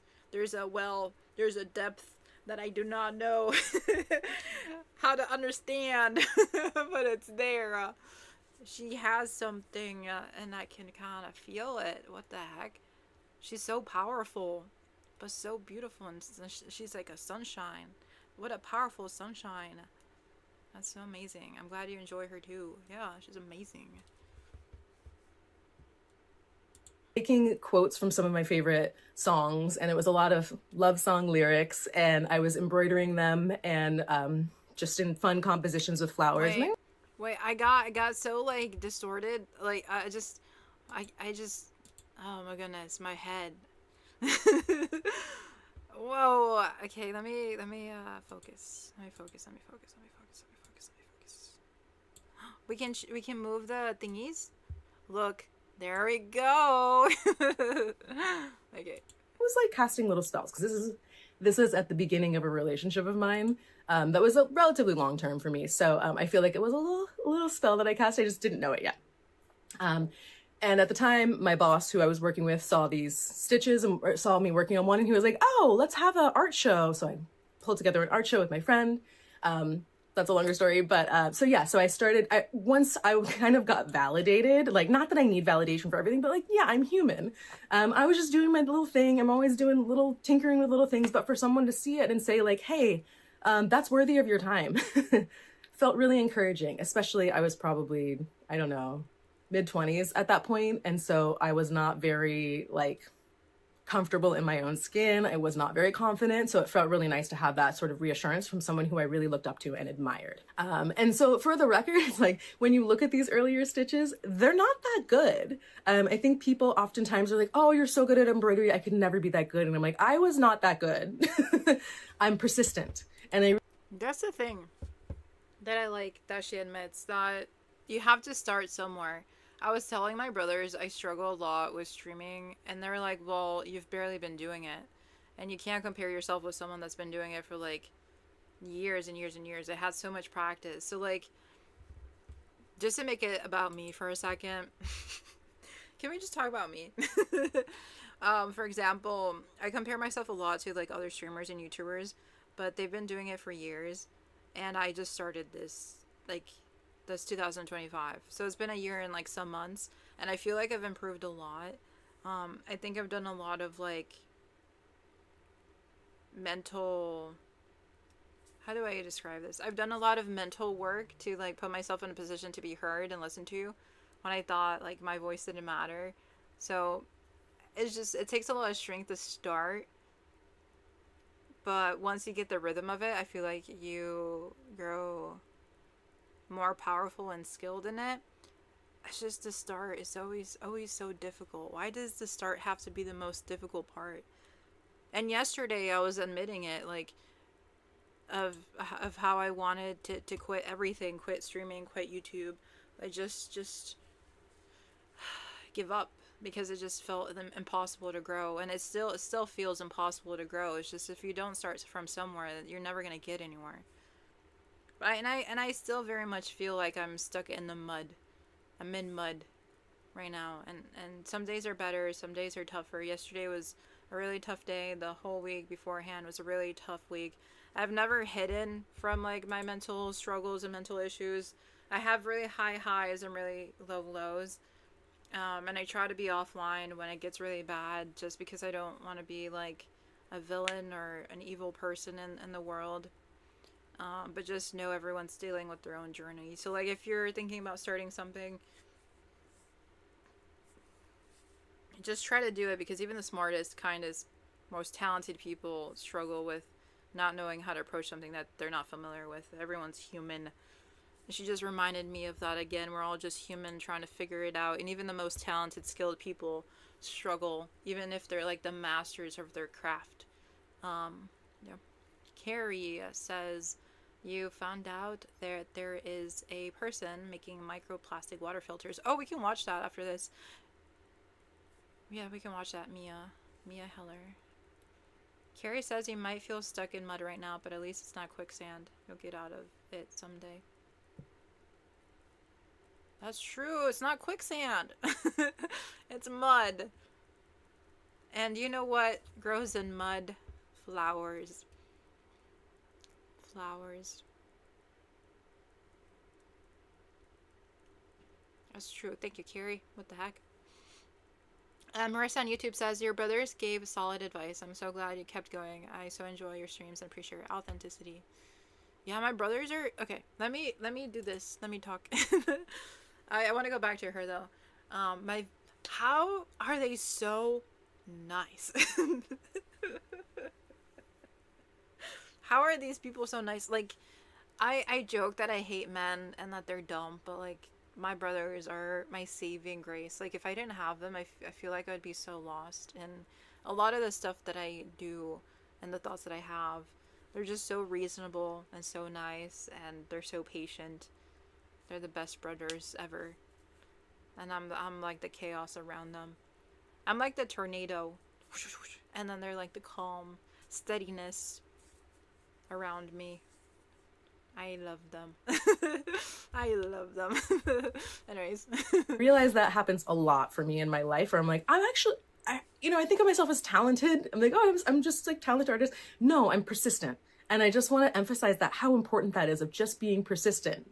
I realized that, like, I didn't even get accepted to the, like, magnet art school that I went to. I ended up on a wait list. They looked at, it was a juried art school. They looked at my portfolio and they decided that it wasn't good enough and put me on the wait list. And I just got lucky and ended up in the school, which was good because I otherwise would have dropped out of high school.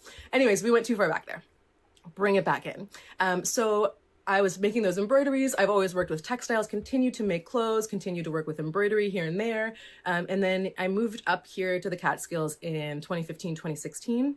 And then I met Allison from Madame Fortuna, which is a local vintage store. It's incredible. She just moved into a new shop. So I'm just like, I'm so excited for Allison. But yeah, so she met me and was like, I would love for you to do some of those embroideries on some of the vintage that I have. So we started doing that together, and we both share a love for the mystical, a love for sort of esoteric concepts and imagery. And so I was able to really push that in a way, again, of somebody, external validation of someone saying, I would love to see that. I want to work with that more. And being able to be like, oh, okay, let's open up to that a little bit more. And at that time, as sort of a basis for working with the imagery that I was working with and learning a little bit more about how symbolism is used in embroidery, symbolism is used within artwork, I was reading a lot about Jungian symbolism, and then starting to kind of blend that in with magical intention setting. So this sort of like... I've read Carl Jung's... Wait, there's symbolism to that? Bruh, I'm learning so much. I can't even talk. This is so amazing. Bro, I love when people share their journey. She merged mental health and magic to create her embroidery stuff. My gosh, she's such a baddie.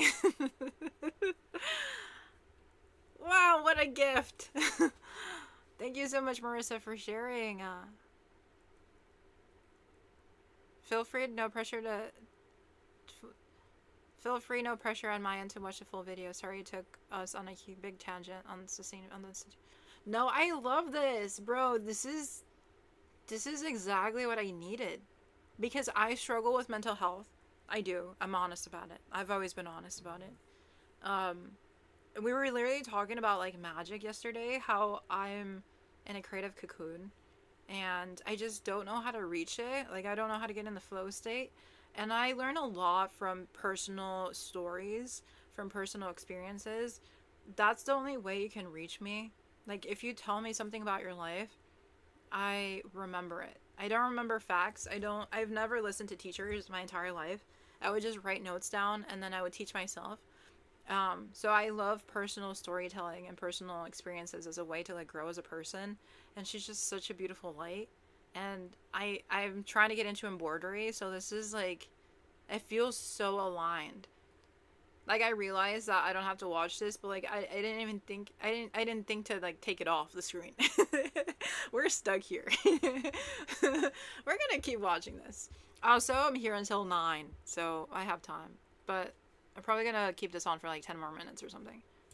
Merging of like mental health and magic, although Jungian psychoanalysis is pretty magical.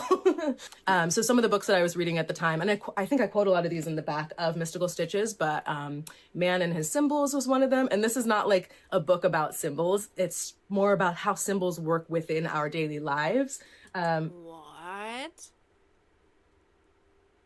I need that book. I did not read this cover to cover. I kind of jump around. It's very technical. I'm not a very technical person, so I just kind of absorb what I can and just gloss over the stuff that I don't understand. And I think it's an interesting way to read books where you're like, this feels over my head, but I'm still just going to see what I can pull from it. This was another, I had quite a few books of illustrated encyclopedias of symbols, but this was one of my favorites to reference. So It just had a lot of different cultural references as well, like within each excerpt. It'll have like, okay, this is like an excerpt from Mirror, and it has reference, like it says Buddhist references, Chinese references, Christian references, Hindu references, Islamic, Japanese, Mexican, Taoist, Semitic. So it has a lot of different cultures, and it kind of it compares different cultures within very small excerpts. So I think this one was super helpful.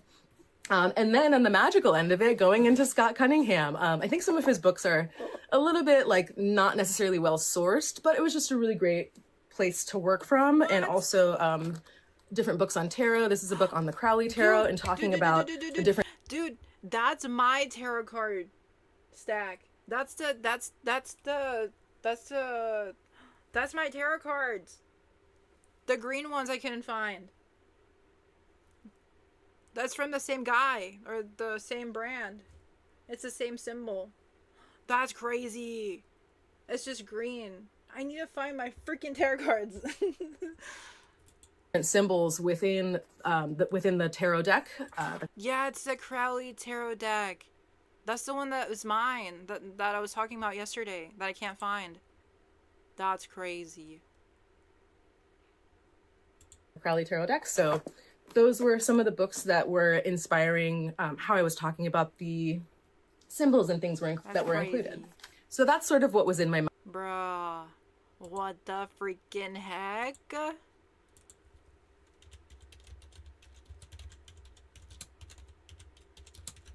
green one.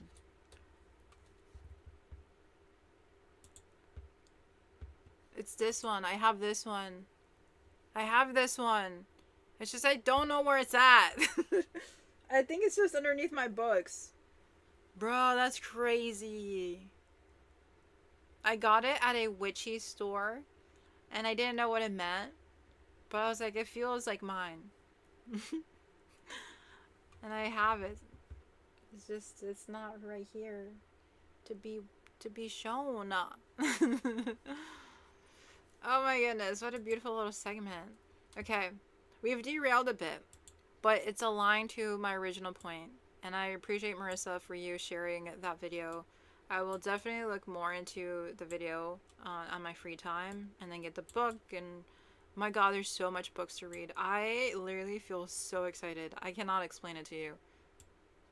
Oh, that was amazing. What a little sidetrack moment. But I do want to talk about other stuff. As y'all know, there's a lot going on in the world.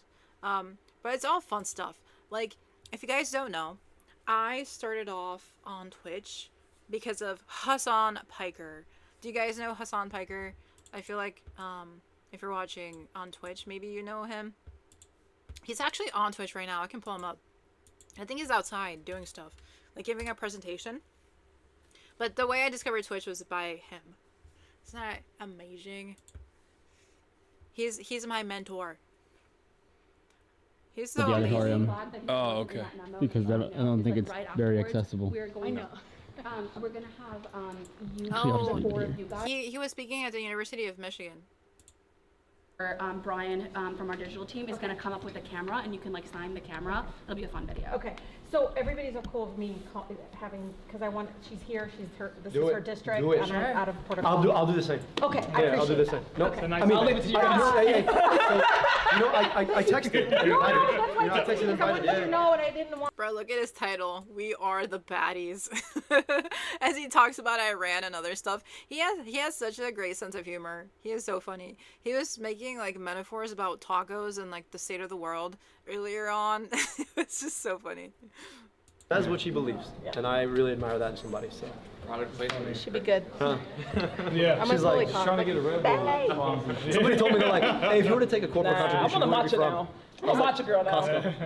Yeah, they're not doing much right now. I think they just ended the talk and then he went somewhere else with a senator or whatever. But He's a political commentator, basically. He's originally from Turkey. Then he came over to the United States for college, and then he was connected to an organization called Young Turks, which does like news, and it's owned by his uncle. But he really grew like their sales division, like he really grew the whole operation of it. And then he was doing streaming at the same time, so he technically had 2 full-time jobs at the Young Turks and then streaming, and it really took off like 2018, 2019, around there. But he had been at it for years beforehand, and now I believe he's like 34. So yeah, very experienced streamer, major political commentator. He's been trying to support a lot of different politicians to get into office. He's always telling people to mobilize and to get involved in social change, especially as we see democracy fall before our eyes. And there's just like so much horrendous things happening in the world. So he's a major inspiration for me. I watch him, not obsessively, to be honest. I used to watch him a lot more for hours and hours and hours, but I just casually watch him here and there now. But yeah, he's like the reason why I'm on Twitch at all. And he's ruthless with his dedication to Twitch. Like, he streams like 8 hours every day.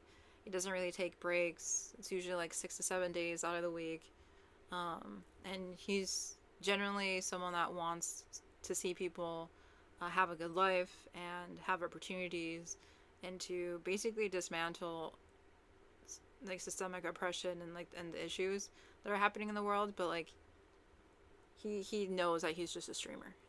He hopes that people feel inspired by his words, learn and continue on the work. So yes. I I'm catching this. I'm catching Set it up. I set the bar up. Now you're gonna be like, I don't know. And now I'm being so mad. I'm gonna rip your whole speech and we'll go up there. I don't remember everything. But... Oh yeah, that'd be funny. Oh no, honestly. He's also just really random. He's kind of autistic. He has some weird jokes, but he means well. That's true. So you have to always be ready to either say something else or to add on to what that happens very often. We also do a lot on a lot of stuff, so we're gonna sometimes say similar things. Let me tell you something. Yeah. I'm still in those holes chant. Yeah. That slogan.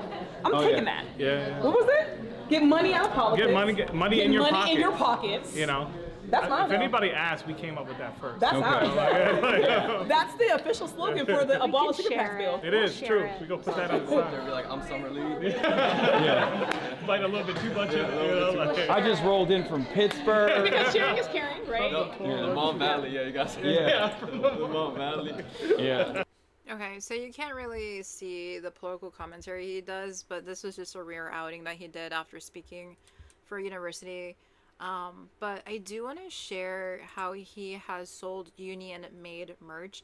I think it's really interesting when influencers or just online personalities sell clothing, because if you may or may not know, clothing is usually made in sweatshops, and when someone is like, okay, well, we're gonna make it union-made, that usually implies garment worker rights, it implies fair wage, it implies it's sustainable. So his shop is called ideology.shop, and he just came out with new stuff. I personally didn't buy anything, but I just wanted to look at it. I haven't really looked at it. I love the black hoodie. It says New World Order. New World Order. Dude. I've been thinking about buying merch. I have, but I don't really need it. This one is super cool. The dragon, is that a dragon or a lizard eye? With the dove? It doesn't say where it was made though, which is unfortunate. It just says it was generally union made. Product information. Union made in USA. Yeah, that's the only details. I'm hiding it with my face. Let me move it. Let me move myself up. It says right here, union made in the USA, but it doesn't tell you anything else. I don't think he's been pressured to explain like how it's being made, but I'm sure he's explained where he who he works with. It's just, it's not on the website. 100% pre-shrink cotton. Oh my goodness. Screen printed. Yeah, that's all the information it has. The only critique I have is like, give us more information on the website, because most people are not like on the stream listening to every single thing that you're saying, you know?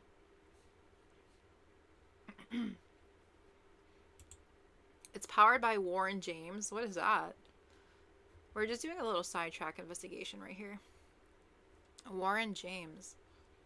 Building the world's greatest creator-led brands. The roster, the best and the brightest. There's a lot of streamers in here. We do it all. Product development, food and beverages, publishing. Oh my god, marketing. It's a lot of stuff.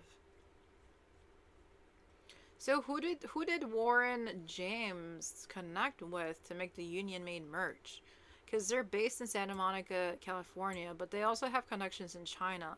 So is it like Union Chinese labor? I need to know. Wait a minute. You know what? There's something called Google. There's something called Google. Where is it made?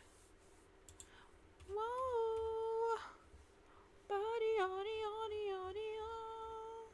Dude, this one is cool. I like this one actually. Cooperation, woke, Sharpalaw. Sharala. My bad. I cannot read. Acquire nukes. What? Acquire nukes, nuclear doctrine for national building and sovereignty. That's his dog. The thing is, I don't want to wear his face on my stuff. This one is like too merchy. I think I'm good. I don't need Hasan's head on my literal merch. I like merch that doesn't look like merch. I like it when it's like just casual vibes. This one, 85 seconds to midnight. Okay, I don't know what that means. Apocalypse in the name of profit. The thing is kind of ironic because he's like a millionaire, isn't he? And he's selling us Union merch. Like, what do you need the money for? That's also another critique now that I think about it. Why do you need to sell us merch, brother? Because he is technically a millionaire. As a socialist. But he makes a lot of money from his streams. He averages like 30 or 40,000 viewers on a stream. But he doesn't play ads, so that reduces his income. Barbarism. What is this one? Barbarism in uniform. I don't get this one. Is the government clowns? And they're using elephants with pistols, and then there's soldiers in front on a pavement. Barbarism in uniform. Okay. He's saying the government is barbaric. Interesting. I don't like the colors. It feels like a fast fashion shirt. Something you'd buy like at Sears. You know what I'm talking about? Wait, let me look up Sears merch. The last time I went to a Sears store, I was like, bro, I feel like I'm in the early 2000s. Everything just feels so outdated. The fashion looks so weird. Look. You know what I'm talking about? Okay, no, this is... What? I googled Sears fashion men. And look, everything is literally from the 80s. Aren't they still in operation? Sears is still in operation. I swear they are. I'm gonna Google this offline because it's gonna dox me. Sears, yes, Sears is still in operation. Bruh, they need to fix their Google stuff. Because the only thing that showed up was old vintage ass photos from the past. Fix your Google. Okay, so if I put men's fashion, that's just gonna look weird. I typed it in.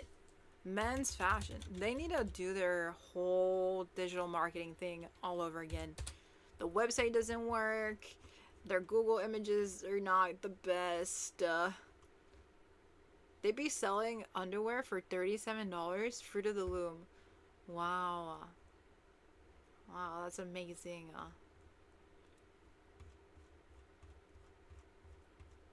I would not want to be on the Sears marketing team. This is kind of low-key embarrassing. Am I still on the internet? Successfully connected. It's the stream. Okay. I disconnected on YouTube. No. Okay, guys, I feel like I lost a lot of energy trying to investigate this thing. I think I lost the plot. Guys, my brain is not, it's not there today. What can I say? Oh. To be a streamer, to be perceived. Oh, to be perceived. How it is to be perceived in the world.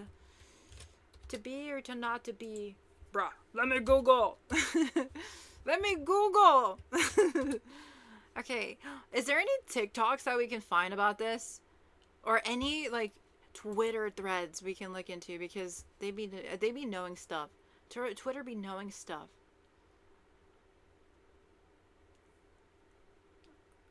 It doesn't say where it was made. This is pissing me off. Why can't you just tell me where it was actually made?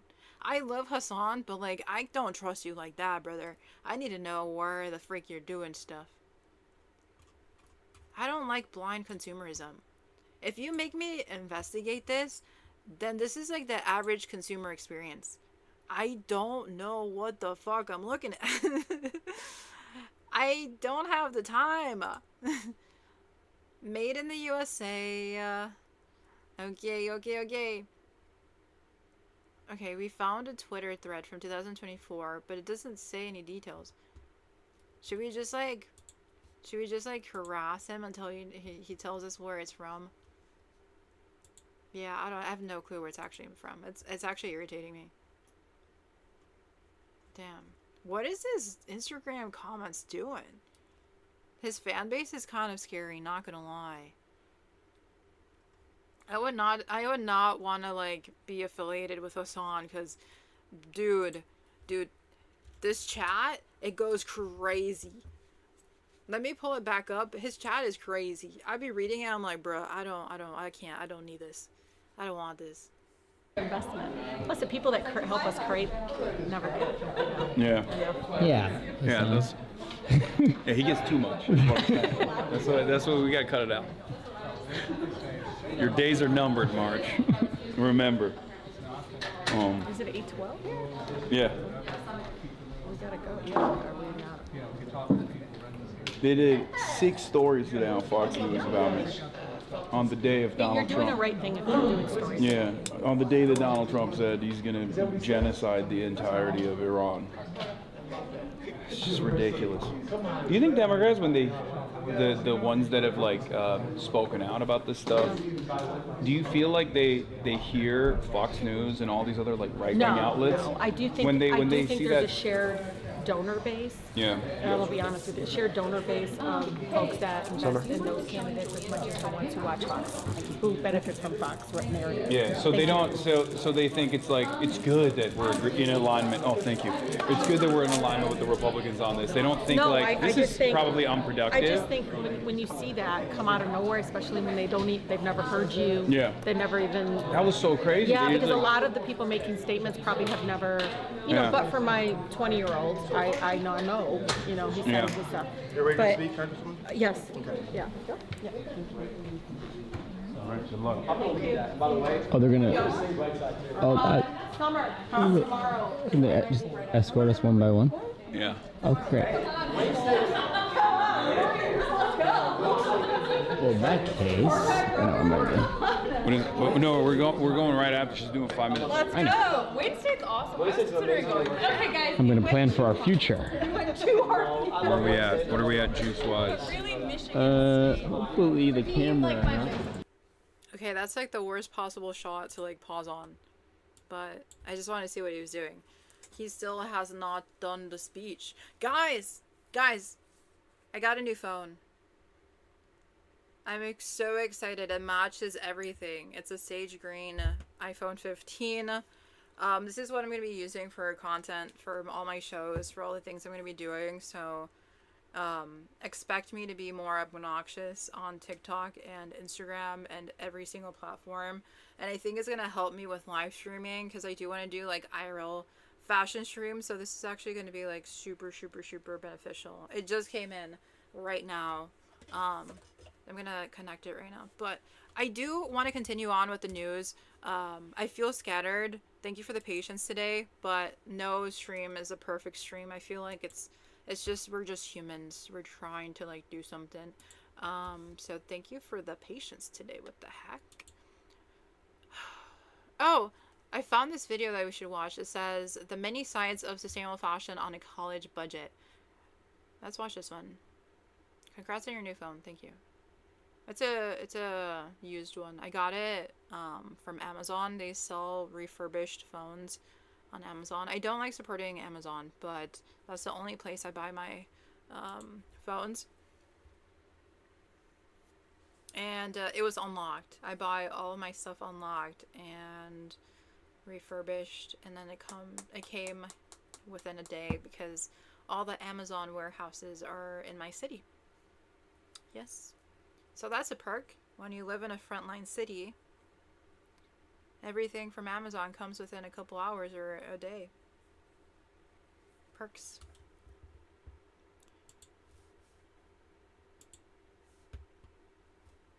Sustainability is a core value at Cal Poly, visible in dining halls, classrooms, and all across campus.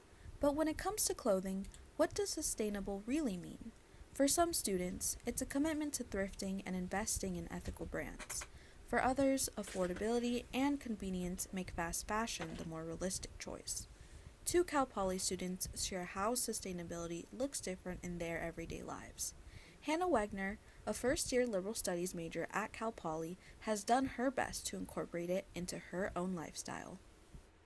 I definitely would say I only really go shopping when I need to. I don't just buy excess clothes that I know I will only wear like once or twice. I do like research on the company before I go and buy clothes from them, and I also make sure that it will last a long time whenever I'm buying a set. I can keep it for me or whoever I want to pass it down to, or maybe thrifting in the future. Wegner shared she has also taken notice of the sustainability-driven culture here in SLO and on campus. I know a lot of people are very into fashion here and always are crafting cool outfits, so I definitely think that a lot of it is like very much thought out, especially when I ask people where certain things are from, they always say it's thrifted, so I definitely think so. While sustainability may be ideal for the environment, budget constraints can make it difficult for students to follow through. Serena Chaudhry-Masson, a first-year ITP major at Cal Poly, said that college students are more likely to indulge in fast fashion because of their cheaper prices. I feel like a lot of fast fashion places sell clothes for a lot cheaper, and so because of that, a lot of college students in general just engage in fast fashion more. While sustainability matters to many students, it doesn't always fit easily into college life. Chaudhry-Masson shared what she believes would make sustainable fashion more accessible to herself and other college students. Definitely if it was just more affordable, just in general, and also if sustainable fashion and eco-friendly fashion was more, I guess, like normalized and more people were indulging in it, I think I would also feel like maybe influenced by it, but I feel like because it's like not a very huge minority of, like most of my peers are also indulging in fast fashion, I also feel like it's okay too. At Cal Poly, sustainable fashion isn't one simple choice. It's shaped by different values, priorities, and realities. For students, how they participate in sustainability ultimately depends on what fits into their everyday lives. I'm Sophia Flores, and thank you for watching. I love grassroots journalism. That felt like a home video, and I love it. I think the important thing to remember is that even if the video, or even if one thing feels super small, like, it still works. It, like, still is informative, and I think as we continue on in our journeys, it's like one step before the other. One step, another step, one step. I love that video. My goodness. I love that video so much.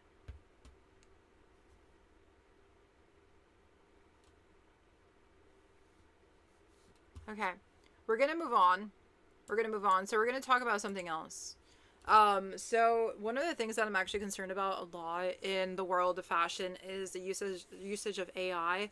And I recently saw how Sephora has collaborated with ChatGPT. I don't know why Sephora would think it's a good idea to collaborate with Sephora. I don't want to make some judgments here, but I feel like the Sephora team is a bunch of boomers. They don't know the current culture of Gen Z and consumers who generally kind of hate AI. I mean, we use it, right? But like, especially on social media, there's a lot more hate, a lot more contention around its usage. So I think this is a bad move for Sephora personally, especially because now they're being consumed a lot by young consumers. Have you seen the amount of young people buying Sephora? And then if you mix AI in there, bro, like you're making a melting pot of chaos. I just really don't know why. Yeah, exactly. Makeup and generative AI. I don't understand it. And these kids are so easily influenced by the most random things. I think they're increasingly becoming brain rotted, not because it's their fault. It's just they're exposed to society, to the things around them. It's like a new toy to have AI. So when you combine something that is already affecting their visuals, like their aesthetic, and then you combine like AI, it's bro, like you're tweaking with them. You're tweaking with their mental health so bad. I don't even know what is she doing?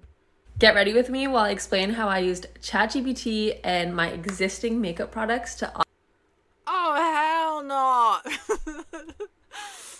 Girl, what are you doing? optimize my makeup routine. What I did was I took a photo of all of the products that I use for my daily makeup, and I asked ChatGPT to list them out, put them in order of products that I should use them in.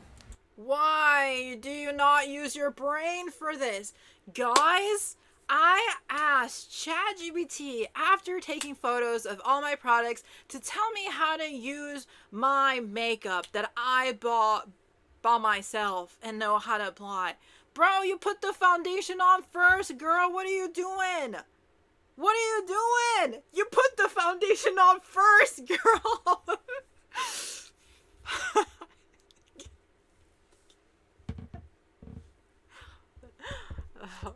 Not only did it give me the steps that Not only did it give you the steps to what you wrote. Oh my god. Okay, what does it say? Okay, let's calm down. Buddha. Manifest. My god. Bro. Is it better to be super freaking calm and tired or being pissed and energetic? I don't know what to do anymore. I don't know how to be anymore with these people. I was so excited to talk about this shit. Now I'm just pissed. Okay, you're gonna put some power essence on your face. Great. Then you're gonna put the serum. Great. Then the sunscreen. Great. Bro, you don't need ChatGPT to tell you this. And then you're gonna do the serum. Oh my god, amazing. How much serums are you putting on? Rose hip serum, and then the bronzing tint, and then the primer, and then the foundation, and then the concealer, and then the bronzer, then the blush, then the setting powder, then the brow, and oh my god, bro, that's longer than my freaking routine. I take like 10 minutes. I just take the longest time because I'm on Twitch watching streamers. How much serums do you need? That's another question. How many do you need? Giorgio Armani Luminous Silk Foundation, bro, your bank account is not looking good, is it? There's so many questions. I'm just gonna play the video. I'm gonna play the video.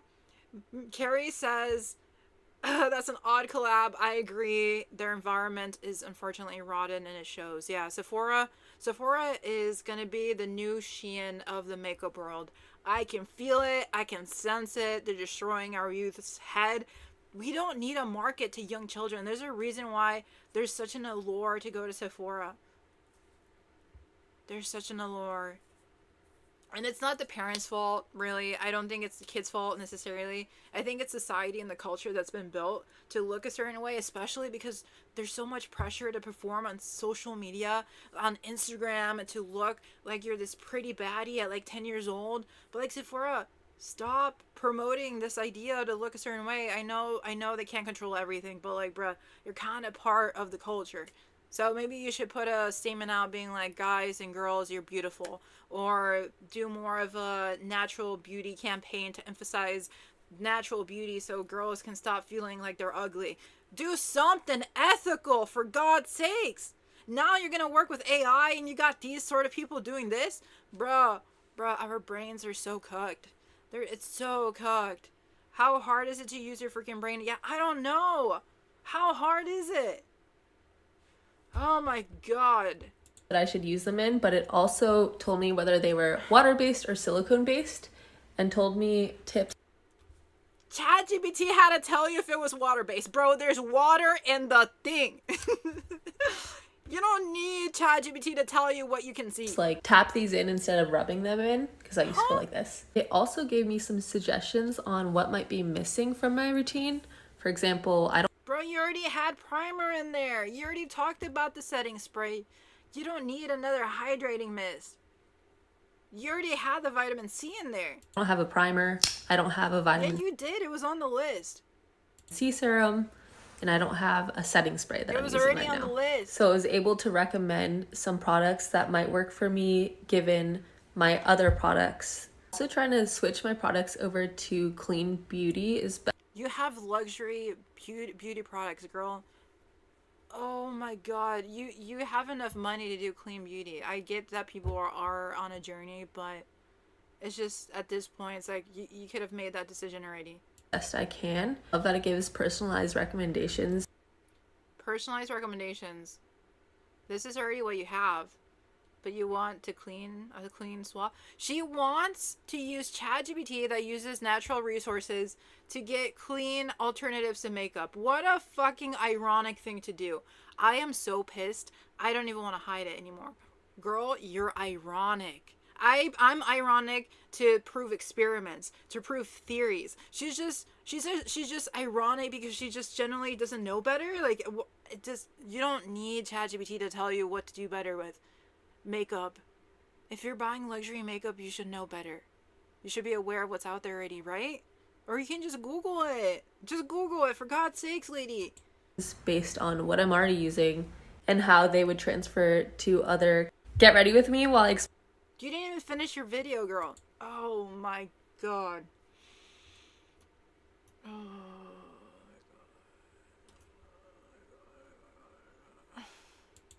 This is for the people who have the Sephora app. If you don't have the Sephora app, I need you to keep scrolling. So we have a special promo just for you. You heard me right. You get a special deal because you have the Sephora Why are you talking like this? app. That's it. You get different perks like an early access to different launches and special samples. The world is on fire, girl. Tell me what you want. What are you doing? Now, if you don't have the app, what are you still doing here? It's free to download. No, I'm not gonna download your app. What is going on?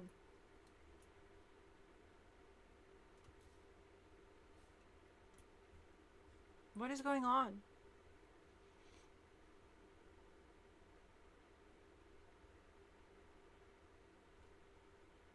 I don't know what to do anymore.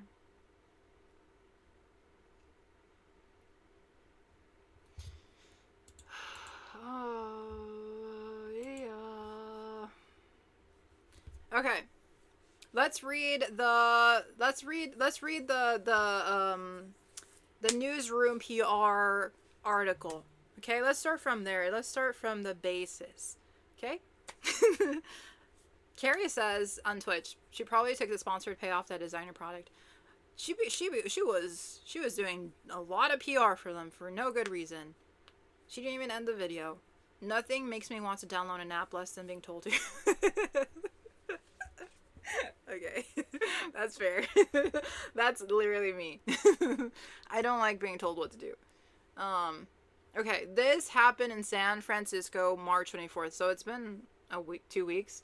Sephora, the global leader in prestige beauty retail today, announced a new AI-enhanced consumer experience with the launch of its app in ChatGPT. A launch of its app in ChatGPT. My God. Why? Customers will be able to use their Sephora loyalty rewards and member benefits, such as free shipping, promotions, and samples, with future updates, enabling payments and checkout directly within the app to meet users where they are. Oh my god, we're screwed. Oh my god, we're screwed. This milestone marks Sephora's long-standing history of digital innovation. Oh my god, what sort of BS PR is this, bruh? No, I don't think this is... No, this is not innovation. This latest evolution of e-commerce allows beauty lovers to discover, personalize, and purchase beauty products through an intuitive AI-powered interface. With the increased adoption of AI tools in everyday lives, apps and ChatGPT are pushing the boundaries and setting new customer behavior worldwide. Oh my god, I want to throw up.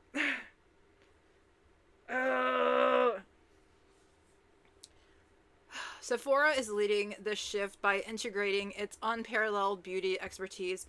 Unparalleled beauty expertise? You're selling makeup to 10-year-olds. That's what you're doing. I get so mad I laugh. I can't be mad. I laugh. Y'all be selling kid makeup. Oh my goodness. Sephora is leading the shift by integrating its unparalleled beauty expert and point of view into intuitive. There is nothing intuitive about AI. Intuitive AI-driven experiences that meet customers wherever they are. It says, at Sephora, we are passionate about assisting our customers with the best beauty advice and curation, wherever and whenever they want. Today, this means piloting the Sephora app on new intelligent channels such as ChatGPT. We are proud to introduce this experience in the U.S. market with the goal of expanding this globally. My God, Anka Marola, you're going down with major karmic debt. I don't like Anka, Global Chief Digital Officer. They continue on to say that beauty clients around the world are increasingly open to AI-powered guidance, as many use tech to discover brands, trends, and routines. By blending our digital retailer experience with new AI tools, we are creating new seamless and conversational experiences that are not only efficient but helpful to the beauty consumers. ChatGPT.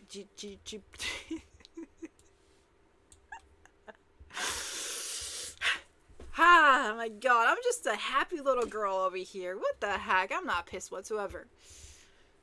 ChatGPT is increasingly becoming a starting point for how people discover products and make decisions.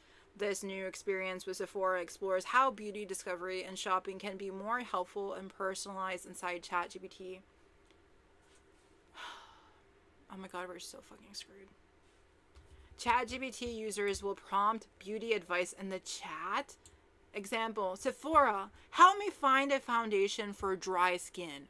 Oh, it's almost like Google didn't exist.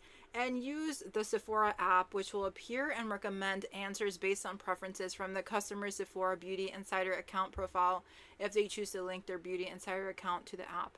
In the future, US users will be able to complete their purchases directly within the app. Sephora is uniquely positioned to lead this evolution thanks to the scale and engagement of its global community of beauty fans, aka 10-year-olds, which counts more than 80 million active members worldwide. In addition to customer-facing innovation, Sephora and OpenAI are committed to exploring broader collaboration across Sephora's global operations.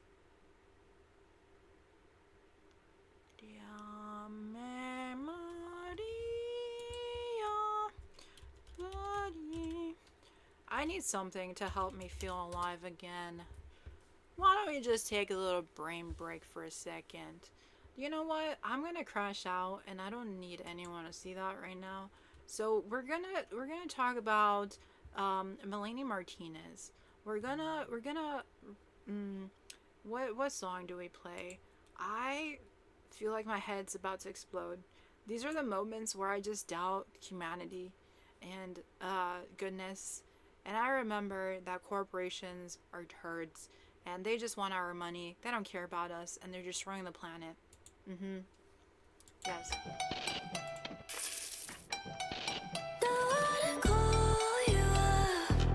I know That's not the song I wanted to play. I'm sorry. I can't think straight. What's the one that I wanted?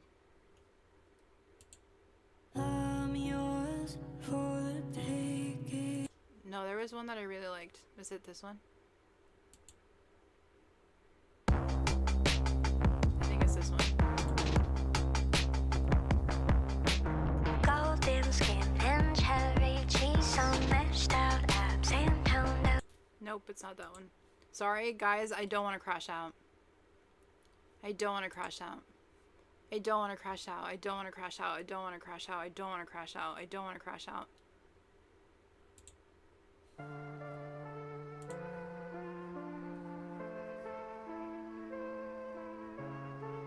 The hospital's filled with gold-colored eyes, and nobody knows the measles and mumps don't come close in size. Won't leave us alone, created a packed out room in the sky, where heaven will go, the smiles will grow dust, it kills her inside. And down would you go, but young has gone bastard.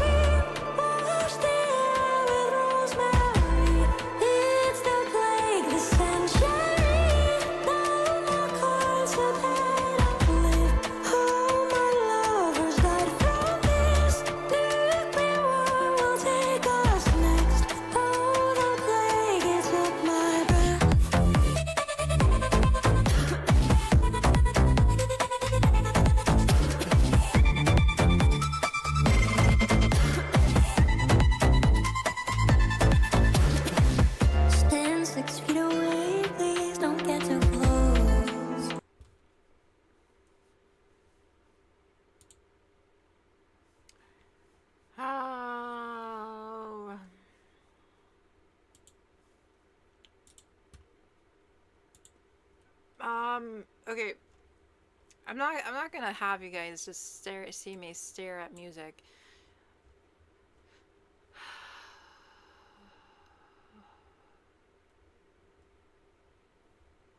What is TikTok saying about this? I just want to cry. I don't know what else to tell you guys. It's just so overwhelming. I'm just tired and it's so overwhelming. I don't have a logical explanation of this. I don't.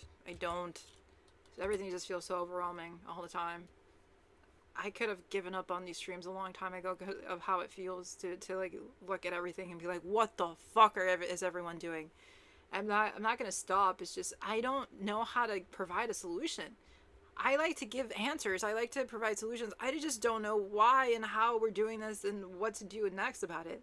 Obviously, don't use ChatGPT. Obviously, don't support Sephora. But like, what else can I say?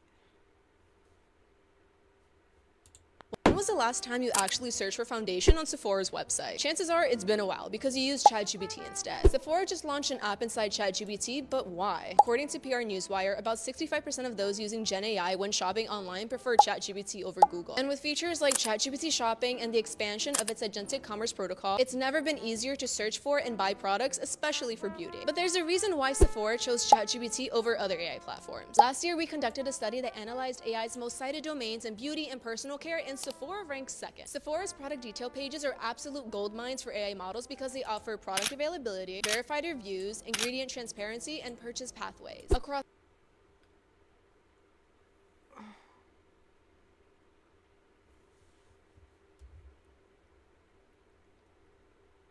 Did she write this with ChatGPT to tell us to support ChatGPT? Wake up, girl. Wake up. Just wake up. There's nothing good about AI. It says goody AI. Control how your brand shows up in AI search. What in the hell is this? The more we learn, the more we discover. LinkedIn article boosts AI search How does visibility. ChatGPT generate its answers? It pulls from sources it can read, such as structured, text-dense, and citable content. Social teams are posting for engagement and views, but some have no idea what type of content actually gets crawled. Girl, who are you? Dictionary sues OpenAI? Well, hell yeah, they should. Dictionary just sued OpenAI. The lawsuit claims OpenAI trained on decades of copyrighted dictionary content for Botanica without permission or payment. Not only did OpenAI generate responses that copy their content word for word, but it also hallucinates and falsely credits the publisher. But this isn't the first AI copyright lawsuit we've heard about. When Reddit sued Perplexity last year, our study showed that Perplexity's Reddit citation share dropped from about 20% to 3%. Bro, stop supporting ChatGPT. Every script, you're giving them the reason, even though they're the ones stealing the... Okay. Alright. Alrighty. I think that's I'm gonna move on. I'm gonna move on. I'm just gonna move on. You're gonna be right back? Okay. Sounds good. I'm gonna move on to a different topic. So you'll be back in a better situation in the stream. You'll come back to a better vibe.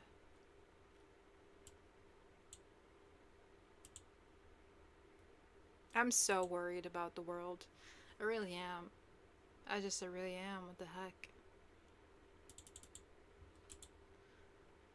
I feel like my heart is palpating. Like, honest to God, okay. Honest conversation. My heart palpates. Is that a word? Palpates? Different when I get mad because I don't know how to be mad. That it's internalized to the point where my heart beats differently. And it's not healthy, and I'm trying to be so calm, but this stuff really affects me, and I want to be so positive. I do. I want to be so positive. I just don't know what to say. I don't know what to say. And I just feel stupid crying. I know I have a couple people watching. I know. It's just I want to say at least something for the couple of people that are watching. I don't know. Like, what's this? Fuck. I don't know what to say, so we're gonna move on.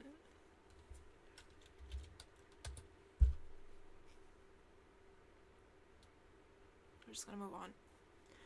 We're just gonna move on. It's fine. It's not, but it's okay. It's whatever. Oh, fuck. Do you guys want to watch a fashion show?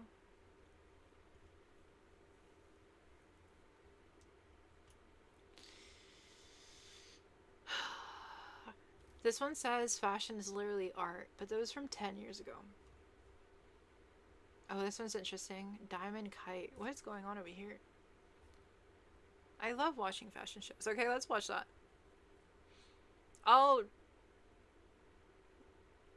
Yeah, let's just watch this.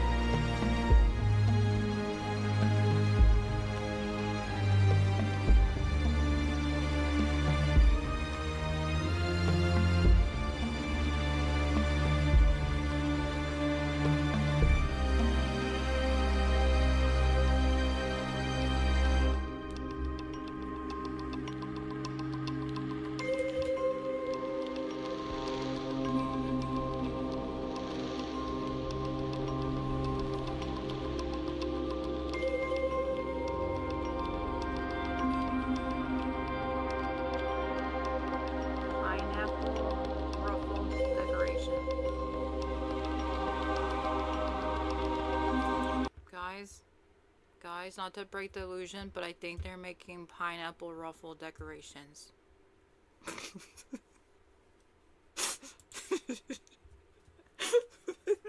I think they're making these.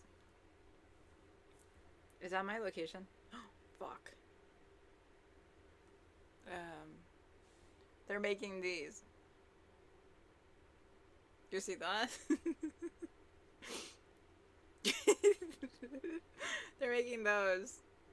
This is what they're making.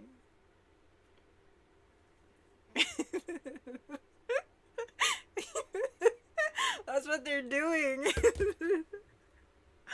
I literally cannot. I can't. Ugh. Oh my god. Okay. Carrie says, I love fashion shows. I used to watch them a lot with my friends. They're fun. They're so fun.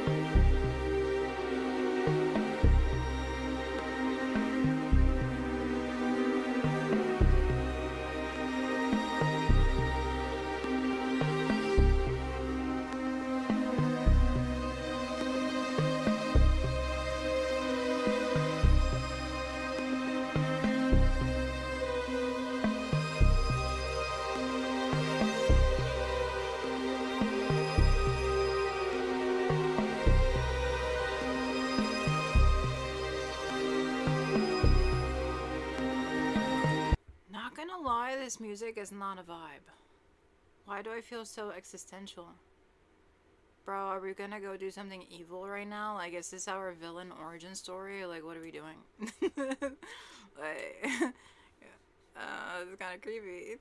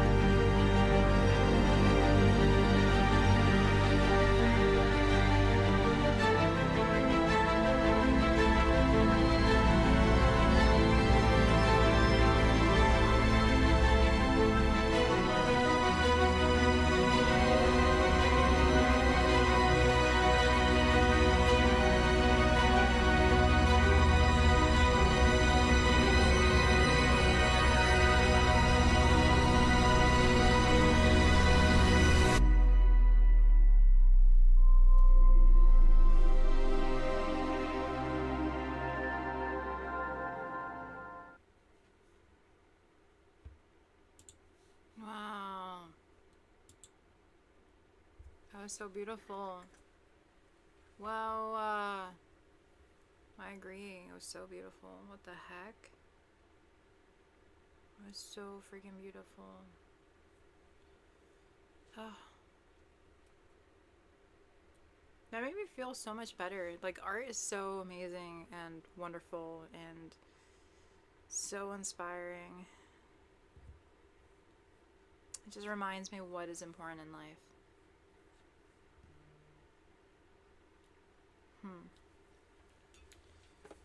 Okay. So, I do want to talk about other stuff now that I feel a lot more calm and peaceful. If you haven't watched Victor and Rolf though, like, I definitely recommend them. They're amazing. They're so amazing. What the heck? What the heck? Oh my goodness. Talking about something else super contentious. Don't you just love and hate it when sustainability corporates talk about stuff? I feel like my anxiety kicks in when I talk about corporate America and sustainability in the same sentence.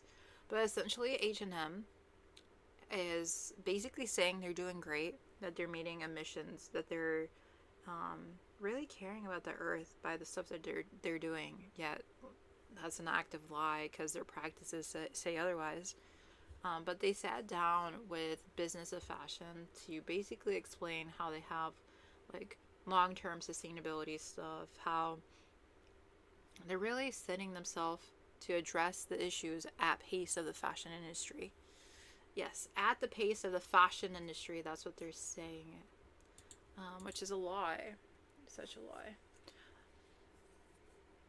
Also, I do want to say my phone is acting weird because it's trying to look for nearby devices to like set it up with, to set up the... Sorry, I'm distracted. Guys, how do you set up a phone? How do you just set up a phone? It's not connecting to any nearby devices. Oh my god, this is pissing me off. I'll do it later. Sorry, my brain is all over the place today, but let's look into the article. Is it obvious that I have ADHD? Is it? I try to hide it, but sometimes it's just not. It doesn't focus. It doesn't focus. Where's the article at? Okay, here it is. It's an exclusive article. What the heck? Bunch of PR talk. Look at them. Laughing it up. They're laughing. Like this is a joke or something. Yeah, we care about the planet as we make our $100,000 for a random job that does nothing for no one. So funny. So funny. Yeah, sustainability is good for business, but we're not doing jack shit for anybody.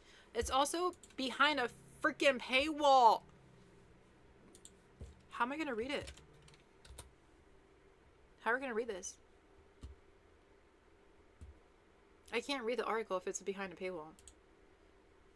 Oh no, they're stealing my data. So how sustainable is H&M? So it says that they operate in 81 markets worldwide. They have over 4,000 stores, and they have been recognized by others for their sustainability progress, but I think it's just BS. And their 2025 sustainability report, it shows that they are working on climate and supply chain targets throughout the year. I don't even want to play this video. A positive impact on water? Are we like 5 years old? I'm not going to believe what they're releasing. CEO of H&M? Yeah, you got bad karma. Bad karma looks. Head of sustainability? Lila? I would hate to have her job. I would hate to have her job. Wait. We should Google her. Let's YouTube her. What has she said? Let me see what she has said. What is her tactic like? What is she talking about? Oh, let's just look into it, huh? Why don't we just listen? Let's not judge, let's listen. We're compassionate people here. We can listen. Okay. Alright, let's see. Let's see what she has to say. Oh, interesting. She's not on YouTube. She's not on YouTube. Interesting. Where is she at? Where is she at, though?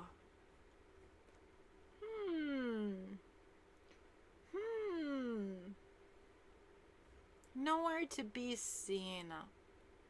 Is this you? No, that's someone else. I'm curious why she's not on YouTube. Sussy. That's real sussy. That's real sussy right there. Okay, what shows up on Google? Let's just do research, okay? We're smart people. We can figure this out. We can figure this freak out.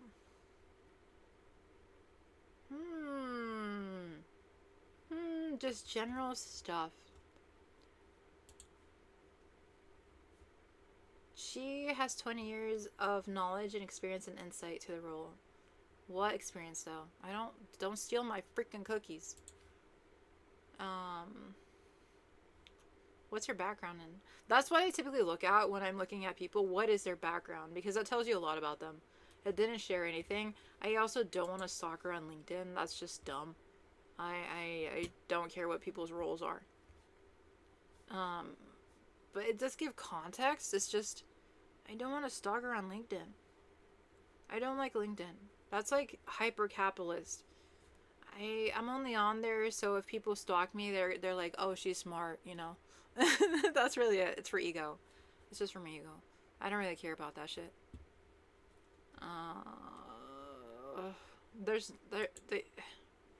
Do you see how much research we have to do to figure out who these people are? These people are so secretive. They're so secretive. I didn't find anything immediately off the bat. If I'm on the second page of Google, like, I think I'm good. I think I'm good, you know. We're not gonna find nothing. Okay, so I'm almost at the end of this live stream. I'm gonna be gaming at 9 though. But I do want to talk about something horrendous that happened recently in Chicago. They opened up the Uniqlo store and I hate it. I hate it.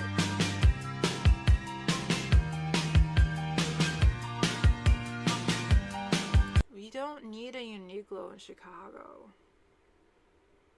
Are you guys familiar with Uniqlo? They're everywhere. Why? And the thing is, they're just creating more stuff that we're not even gonna like keep in our closet. And another thing I noticed too is that there's so many lawsuits and allegations against major brands. So for example, like Michael Kors, they recently were in a lawsuit because they were found to be doing some random ass stuff. They were stealing. So basically, they were advertising false discounts in their outlet stores, and they denied that they were doing wrongdoing, but they were, essentially. So anyone that has made a purchase at a Michael Kors outlet store between May 2019 and November 2025 may receive a whopping $30 store credit as part of a settlement over alleged false discount advertising. That's how insidious these brands are, and I don't trust major brands for a reason because of this.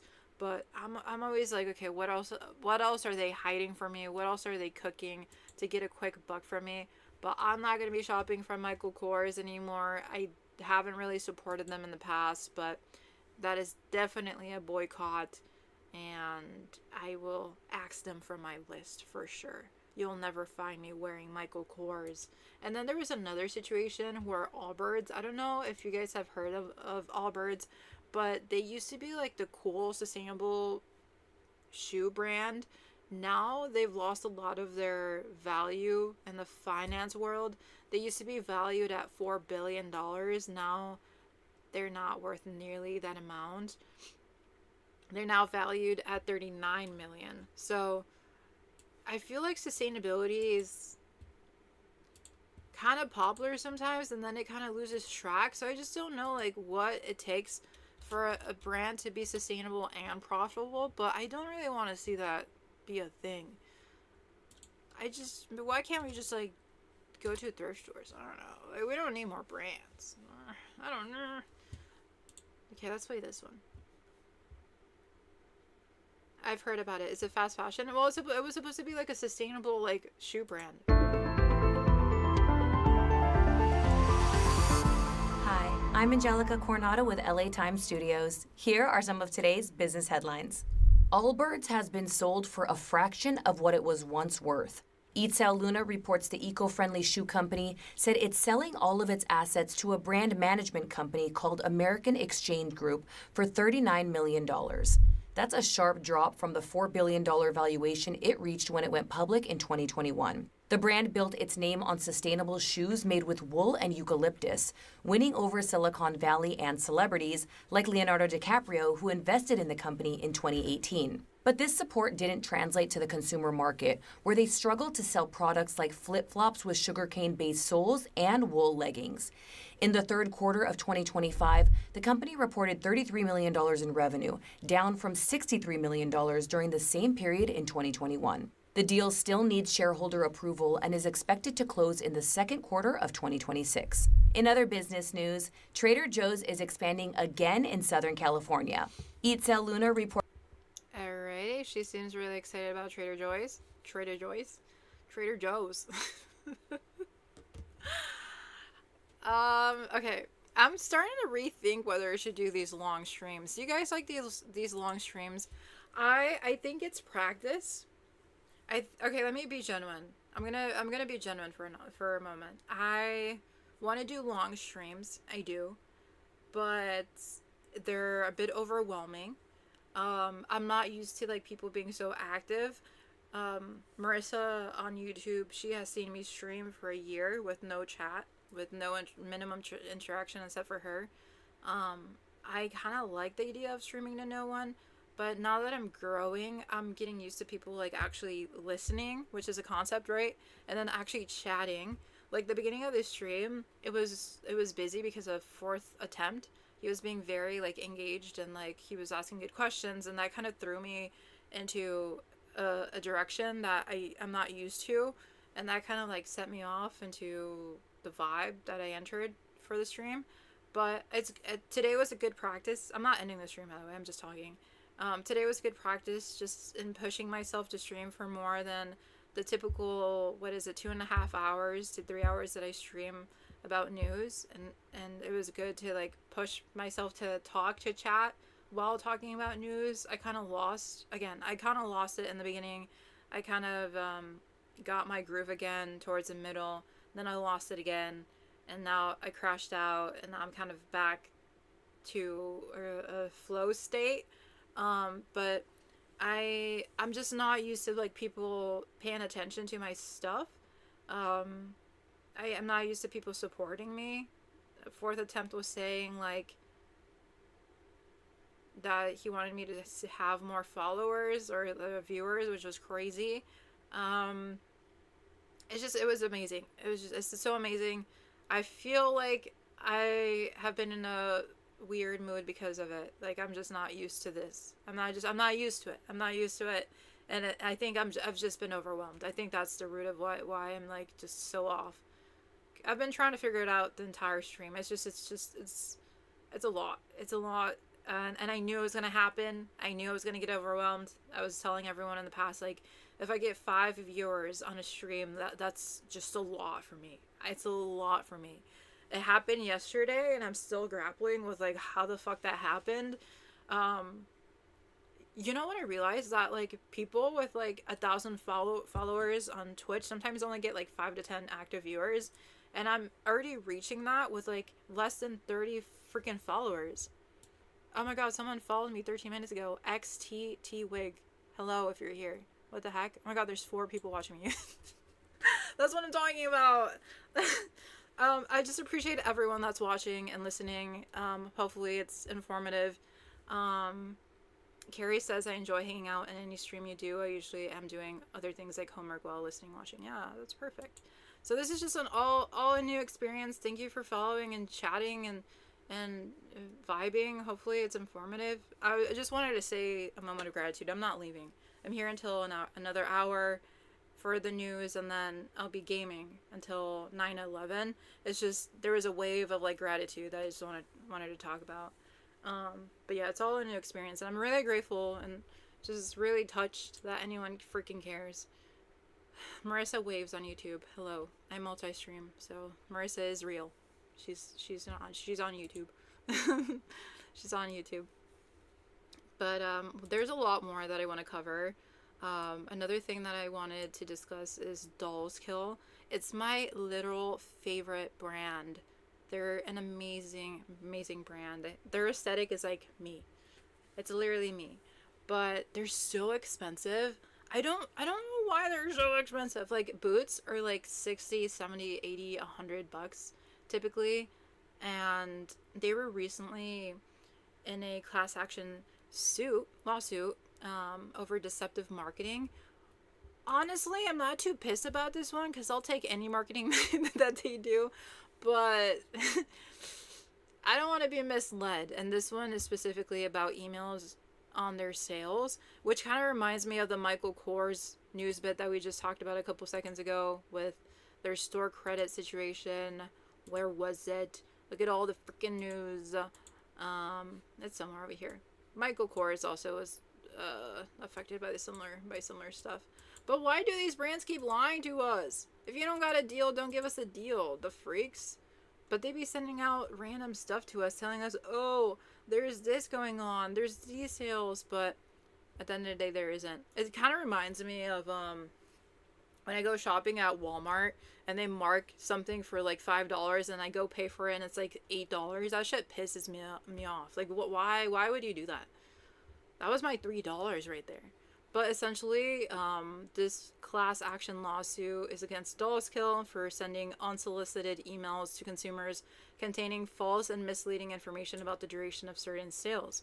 So plaintiff John Gay's class action lawsuit claims Dolls Kill uses tricks and deceptive language to influence consumer behavior, such as using the subject line of an email to disguise the true commercial purpose of the message.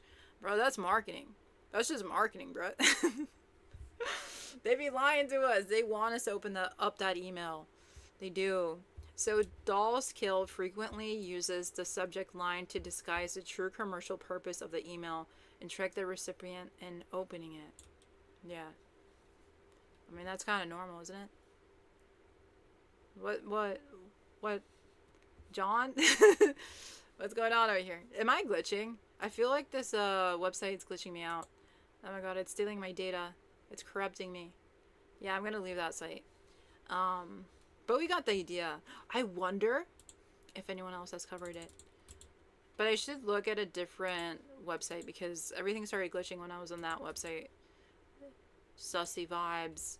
Sussy vibes. Not the glitchy websites. Retail Boss. That's a legit site. Okay. Oh, we should listen. Listen. Blah. Play it. Play it. It's not doing it. Hello? Hello? Yeah. Okay, fine. I'll figure it out. Here, we'll do this, we'll do that, and then... Dolls Kill hit with class action over final hour sale emails. Mm-hmm. Alternative fashion retailer Dolls Kill Inc. is facing a new class action lawsuit that accuses the brand of sending misleading sales emails and using urgency-focused subject lines that did not match the actual length of its promotions. Filed by John Gay in California federal court, the lawsuit claims Dolls Kill's marketing emails misled shoppers about when discounts would end and violated Washington state law. Damn. What the Dolls Kill lawsuit is about. According to the complaint, Dolls Kill allegedly sent unsolicited promotional emails that used tricks and deceptive language to influence how consumers shop. The lawsuit says the brand often used the subject line to hide the email's commercial nature and push recipients to open it, rather than clearly signaling that it was a sales message. How dare they? One example mentioned in the filing is a December 1, 2025, email with the subject line, "Final hour 50% off everything." The message implied the 50% discount code would expire within 1 hour, creating a strong sense of urgency. 1 hour? My goodness. But the complaint claims the final hour pitch was misleading because the discount code continued to work even after the hour had passed. Oh my goodness. Alleged violations of Washington law. The lawsuit focuses on Washington residents who received emails from or on behalf of Dolls Kill with subject lines that stated or implied a promotion would be available for a specific time period when, in reality, the sale lasted longer. The complaint alleges this conduct violates Washington's Commercial Electronic Mail Act and the state's Consumer Protection Act, both of which regulate deceptive or misleading commercial email practices. Dang. By allegedly sending emails with urgent subject lines that did not align with the actual duration of the sale, Dolls Kill is accused of distorting consumers' decision-making and creating false pressure to buy now. The lawsuit argues that shoppers may have purchased items sooner, or at all, because they believed the discount would disappear. No shit. What the plaintiff is seeking. Gay is asking for a jury trial and is seeking declaratory, equitable, and/or injunctive relief, alongside statutory damages for himself and other affected parties. Ooh, drama! If the case proceeds, it could require Dolls Kill to change how it structures and phrases its promotional emails, particularly any countdown-style subject lines tied to sales. Someone is getting fired in email marketing. The lawsuit That's is for titled Gay v. Dolls Kill Inc. Case No. 3:25 CV10482 in the U. In the S. U. Yes. District Court for the Northern District of California. Gay is represented by Kevin J. Cole of KJC Law Group APC. Alright. We get it. The We get it. Someone is getting fired. Uh-oh. Oh, you're in sales and email marketing at Dolls Kill? Yeah, you don't got no job no more. Tough luck, buddy. Go find a job in this economy. Oh yeah, he's screwed. They're screwed. I don't know if it was a male or female. I just said he, so it must be a he. No, I feel so bad for the person that made those emails and now are facing their repercussion. But they're usually working under like a marketing coordinator or supervisor. So supervisors step up and take the fall because that is really deceptive. It really is. It provides a pressure or gives a sense of pressure to like buy something because, oh, you can save $10 or $20 if you buy it right now. But if the link continues to work and the deal continues to be there, then like obviously you pressured people for no reason in the name of making a quick buck, which is not ethical whatsoever. So I think the lawsuit in itself is justified because it creates undue pressure for no reason except for monetary gain. It's just, I love Dolls Kill. I love Dolls Kill. Look, their aesthetic is so freaking amazing. I have never bought from them directly on their site. I've bought their stuff used, whether on Depop or eBay, but still like the vintage version of Dolls Kill, like their used stuff is still pretty expensive. But I love their aesthetic. I love their clothing. Their boots are freaking amazing. I love their boots. I'm a boot hoe. A boot HOE. I love boots. I love boots so much, and they always have the ones that I like. It's like the wedge. It was very nice, huh? I like this one. These are kind of ugly, but these are super cool. I could never really wear these. I'm 5'9", guys. I'm tall. I'm a tall girly, okay? If I wear those, get me out of your freaking email marketing. Damn, they really need to fix their email marketing. It popped up twice in a matter of like a second. But I'm 5'9", right? If I put these on, I'm gonna be like 6'5". Bro, guys are so freaking short. Why are they so short? What's their problem, huh? Did they not, like, you know, eat? No. Did they? Or did they not? But it's irritating that I'm always the tallest one in the room. So if I put these boots on, it's like, bruh, I'm like a skyscraper in a rural town. Do you know? Do you know what I mean? Someone quote that. Someone quote that right now. Look, these are beautiful. It's just I'm gonna be like 6'5", 6'4". I need a tall guy in my life. Damn. If I wear these, these are cool. These are really good. I would be like 5'11", probably around there. 5'12", like basically 6 foot. These are cool. I actually have these right in the bag over there. Here, let me show you. These are almost $100. Here, let me show you the ones I bought these at the bins, secondhand.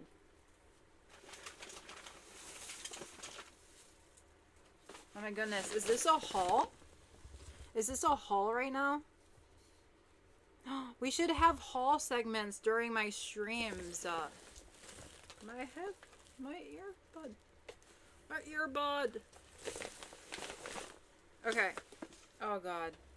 Oh, I got a book. I got a book from the bins. If you haven't been to the bins, they're like a Goodwill store, but everything is in huge, like, bins. Look it up. I'm doing my haul right now. I can't pull it up for you. This one's another book. I have so much books to read. I couldn't sleep yesterday, so I was kind of low-key reading. Low-key on my phone. The Alchemist. Pretty. I got fairy tale books. This one will make me go to sleep for sure. And then... oh, I love fantasy books. I love romantasy books. What? I would never guess you're that tall. Marissa, I'm 5'9". Do I look short? I'm not gonna stand up. I'm not short. I'm not short. Look. Look at these. I got these for like $2. And they look like the ones that I just showed you guys. Look. It's just this is on the back versus on the front. What a steal. What a steal. They're the brand, what's the brand looking like? I don't know what the brand is. It doesn't say. It doesn't say, guys.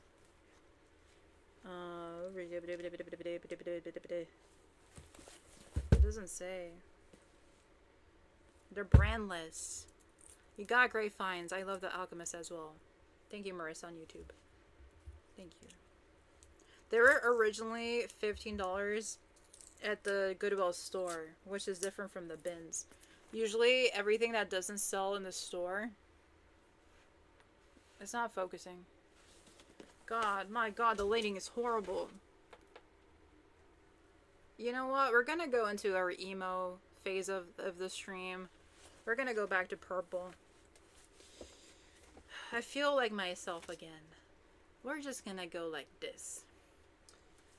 But everything that doesn't sell in the Goodwill stores typically gets sent over to the bins, the outlet bins. I can pull up a vlog right now of people going to the bins if you haven't seen that. But you find the most random stuff. And I love boots. So originally 15, but I got them for $3. But if you go directly on like Doll's Kill, it's like $100. So steal upon steal upon steal. And I got a Chicago bag. Because I'm from Chicago. What the heck? What the heck? Oh, Marissa. Because I wear boots, I'm literally always 5'11". People be like this and I'd be like that. True representation of Chicago skyscrapers. What can I say? I'm so talented sometimes. I'm just a natural skyscraper representing my city. Damn. Okay.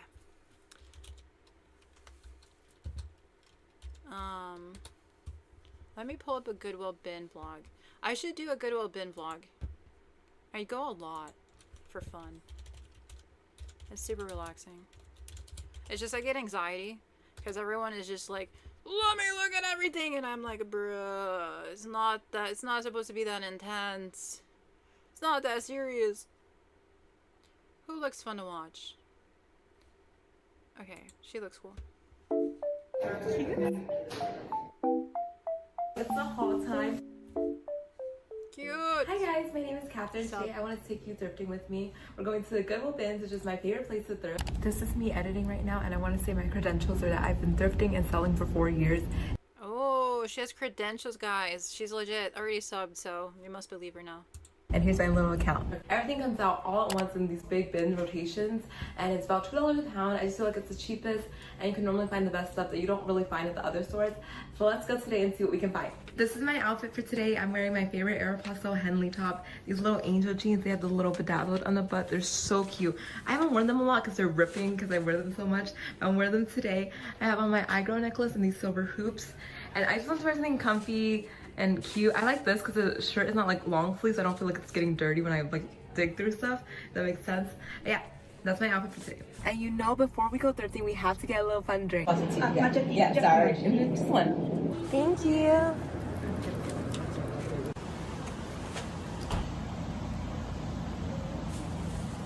I just got my matcha, as you saw, and we're back in the car. It's currently like 12 something. I feel like this is the best time to go because they're on their little lunch break. So I feel like the bins itself is a little bit emptier, so I can look through the old rotations.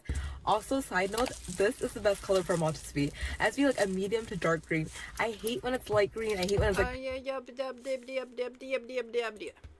when I was actually in the Goodwill bins, so because the music is so loud and people are talking, none of the audio really picked up, so I'm gonna just do a little voiceover explaining everything that I found. Girly, you yap a lot. Okay, so they look through the bins and they try to find something they like. Everything is mixed together, okay? Do you see the curtains? Wear some freaking gloves. There's underwear, there's shirts, dirty socks, pants, jackets, there's household items, there's mattresses, there's everything just mixed together. And as a forager, you gotta forage. And if you have free will, you have to spend a lot of hours in there. Yes, free will and a lot of time gets you treasures. Also get energy drinks and headphones. I bring my headphones, my noise canceling headphones. Let me show you. So I have these, the JBL ones, and I just plop them on. They're wireless, and then you just go for it. You just go for it. Carrie, you've never been to the Goodwill bins, so it'd be cool to see you do it. You'd watch it? Oh, next vlog? What the heck? I actually, wait, to be honest, I think I already did a vlog like this, but I deleted it because I showed where I lived and the driving process of getting there. Yeah, I remember now. I'll redo it. I'll refilm another, like going to the bins vlog, but I'll just not show you where I live. Noted. Noted.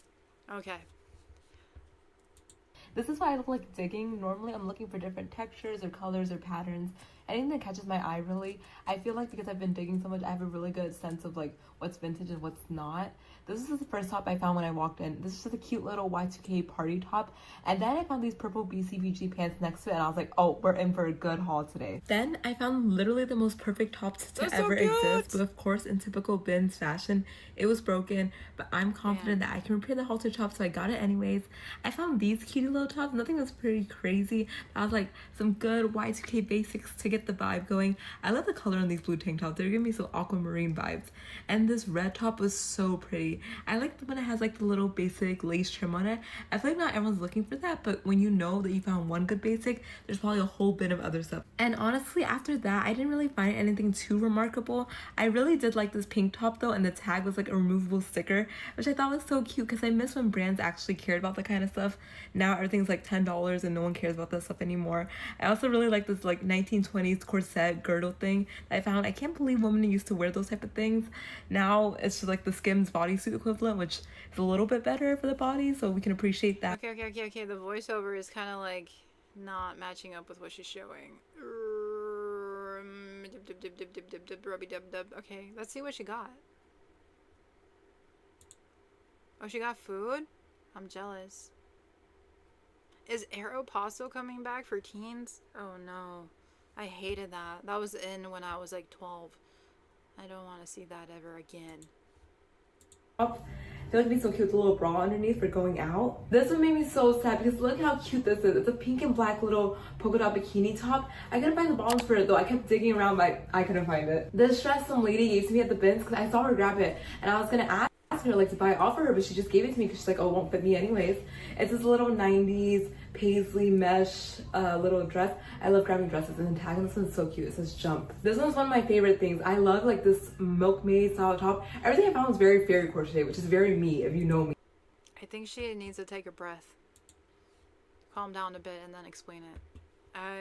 Her speech patterns are kind of bothering me, so I'm gonna move on. Maybe we'll choose another video to watch. Sorry guys, I'm very particular. Not very particular, it's just some people I just don't know. I don't like how they talk. But I subbed. I subbed with her. It's fine, I'll keep the sub. It's not that bad, it's just she just needed to take a breath. She just needed to take a breath, that's fine. Okay, let's watch one more in the bins. Does anyone else do this? They just preview the video before they watch it? Okay, she seems interesting. From one acne Same, body. I can't listen to a lot of influencers because they talk a certain way. That's why I'm so critical about me and how I talk, because I'm so critical about other people's speech patterns. Okay, this is a flaw. This is a red flag. I know it. I'm gonna be honest about it. I don't like when people talk pretentiously. And I think you know what I mean. I'm not a girly girl talker. I have my voice for a reason. I think it shows a sense of like being grounded and like myself, if that makes sense. I don't want to be a girly girl drama person. And then when you rush your speech, it gets a lot for me to want to listen. So that's why I'm like, just take your time to talk, because I'm relatively accepting of people. It's just when you have a certain way of speaking that kind of feels fake, then I'm like, girl, I don't have patience for this anymore. All of your comments and the views indicated you wanted more bins videos, so here I am delivering. I've got my trusty Lego bag. It's gigantic, so it worked great last time. For those of you that don't know, only about 20% of the donations even make it to the shelves. The rest end up either here or just at a landfill. The Goodwill bins is kind of a last chance. It's a free-for-all. We see what treasures we can find by the pound. Everything is very cheap, and you'd be amazed at what cool stuff we can find. Last time we made hundreds and hundreds of dollars, if not over 1,000 once it all sells. So let's see what treasures we can pick up today. Here we go. This is where the carts would be. No carts, that's why we have our bags. Ooh. Got some free people. What? That's so funny, it's just sitting right here. I bet you people discard things. Maybe there's like a flaw I'm not noticing. It is a little bit of the older tag, but it's not so bad. I think it's cute. I'm gonna grab it. I think That is so cute. Oh my god, that Goodwill bin is so crowded. Marissa on YouTube says, I always just change the speed of the videos. Yeah, that's true. That's true. I guess I don't have patience today. I talk so fast though. I mean, that's good. You're efficient with it. What the heck? I don't know how you listen to my voice. I take a while to talk. It's like a very like slow, monotone voice. Maybe it's kind of calming. Who knows? How do people find the courage to vlog in these chaotic atmospheres? this is like a baby carrier, Kia babies. $10. It's cute. Not worth it. I want to look this one up. Why-hole. Okay. It's new with tags. I don't know what that is. Somebody at the bins was like, or commented like, why does she dress like a teenage boy? And I'm like, well, what was her name in the Gorillas in the Mist? When you're at the bins, you dress like your environment. You know, you fit in. This is kind of an interesting dress. Why-hole? I don't know. I'm seeing like 25 bucks on eBay. It's brand new for like the top and the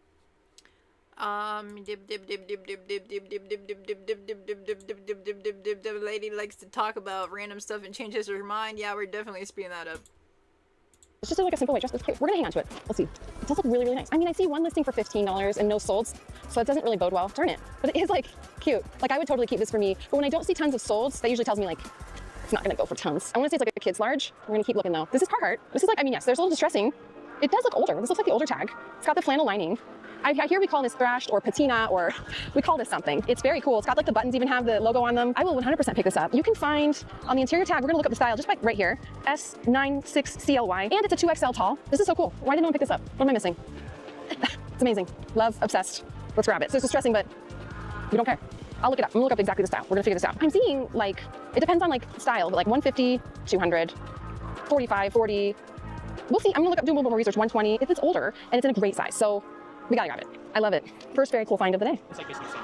It's the same, but it's blue. Yeah, if you like blue more, I just like orange. That's all. Yeah, if you, I do for trade. Go grab it. Yeah, I'll trade with you for sure. Yeah, we're making trades. Okay. Also, I found another Carhartt. It's a beige button down. I mean, it's not as exciting. There is some wear, but like it is.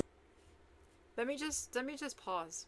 They're trading stuff they haven't even bought. Oh, I'll give you $25 for the Carhartt jacket you haven't even bought yet. What? My God. So they're gonna pay someone $25 to get the item. Then they're gonna pay for it again at the checkout.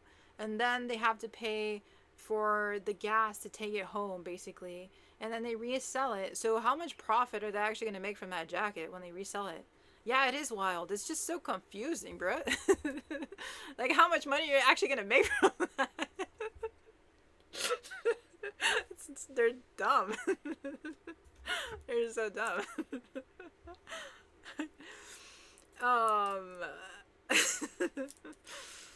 No, they're actually resellers. Hashtag the grind never stops. I'm gonna be getting a little snack right now. It's called De La Rosa. It's called mazapan. It's grounded peanut butter and a powder. You should try it. They're usually in Mexican stores. De La Rosa. It's just sugar. It's just sugar. I need it. Also, she just said that she was obsessed with the piece and then said, I'll think about it. So technically she can care about items, right? And she can admire it. But at the end of the day, it seems like as the reseller, the most value it will have for her is if it will make her a profit, which is a very interesting perspective to have on clothing that's relatively inexpensive and accessible to you, but at the end of the day, like, it's just the money that you can get from it, not the art, not the look, not necessarily the brand, because the brand is a means to the money. It's just you want to make money from this. That's really it. And she's gonna excuse it in any way possible, and she's looking at the conditions really critically, because that's what matters a lot for it to sell. And then again, the brand is what really dictates its value in the market. There's a lot of analysis. You like those? Yeah, they're so tasty. In a large size. I think it's probably in the same, like a 2XL long. So we love that. Let's see what my new friend is gonna grab. Oh, awesome. Yeah. Oh my gosh. Yes, I would totally. Yeah, if you want, the orange is very cool. If you want that, yeah, I'd be happy. What's your name? Cam. Cam, Ashley. Very nice to meet you. Happy to make trades. If you see any like Lululemon, okay, that is what I'm in the market for. I'll pick up any Carhartt that I see, and cool. If I see you around, I'm happy to make trades. I'll keep my eye out. All right, thank you. This could be way cool. I'm seeing way good. Ashley has such a good eye. I'm like just skipping right over. Okay, and we can get that out. I think Ashley just found this very cool. Like, she's got such a good eye. I don't know. Maybe it's spending endless hours with me at the thrift, where this is all we do. But also, she just is like naturally gifted at everything. It's vintage, comfy, Goose Down, Sioux Falls, South Dakota. Little like, I just love this detail, right? This little detail. And now, yes, there's some yellowing, but we can like do a little OxyClean. So if we can get that out, let it out in the sun. That will be my journey after this video. We're gonna get this out, and I don't think it'll be that hard because it's already pretty. It's like a white-ish jacket. This is so cute, and like there's like really good like 75, 65, 150. I mean, there's like very cool comps, but I think this one's way cooler because of this, like, isn't that like way, like this has to be 60s, 70s. Yeah. This is so cool. So yes, and I mean mine is, this is actually mine is so much cooler than mine. This is just like a very basic Vineyard Vines tee. This is probably like $10, but I just think it's cute. Vineyard Vines used to be like solid 25, 30 bucks. This is probably more like 10, 15 now. I want to say, is this a Cubs? I think that's the Cubs. I mean, it might not be enough of a flip. I'll hold on to it. We'll see. Love that they're like looking and they're trying. She just said, I think that's the Cubs. Bruh, I'm clicking out. You can't offend Cubs like that. You need to know it. You need to know it's Cubs. Oh my God. Okay. Let's talk about fun stuff. I'm going to be jumping off of this stream in a couple minutes and then doing gaming stuff. But the last few stuff I want to talk about is this. Look at the collaboration. I love Hello Kitty and Powerpuffs. So they made a collab. It's just I don't think I'm gonna buy it. But I just want to show it. It's cute.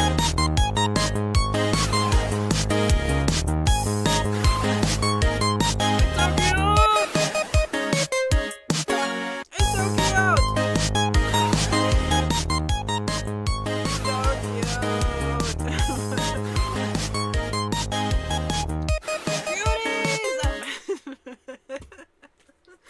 I want it so bad. I hate capitalism so much, and then I'm like so intrigued because there's so much interesting stuff to be had. This is literally my target market. I'm the target market. They found the target market. I am the target. It's me. They were looking for me. Kalera again with the awesome video. She's amazing with the Hello Kitty videos. My goodness. I discovered her the other day, and she's just on it, bruh. She's so on it. I'm kind of jealous that she just knows what she's doing. She's the queen of Hello Kitty, bruh. Queen. Golf gal. We're gonna watch her video because she knows. She knows the goods. She knows the info. How does she know? I don't know, but I don't question her. I just accept it. Oh god. Super cute top. Look. Hey kittens, welcome welcome back. So we are going Hello Kitty and Friends hunting at JCPenney's. I kept seeing stuff about this collab with them and the Powerpuff Girls, and everything looks so... It's in JCPenney? Oh, can this be a vlog? I don't want to buy anything though. I'm so conflicted. I can do JCPenney though. There's not a lot of people in those stores. I can easily vlog in there.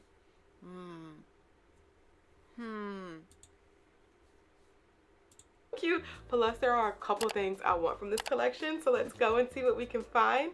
You just blurred out Hey, the kittens, preview? I'm at Penny's. So I have realized I've seen Hello Kitty things in Penny's before, but then I've been checking like online and stuff, and then I was like, wait a minute, they have sales online.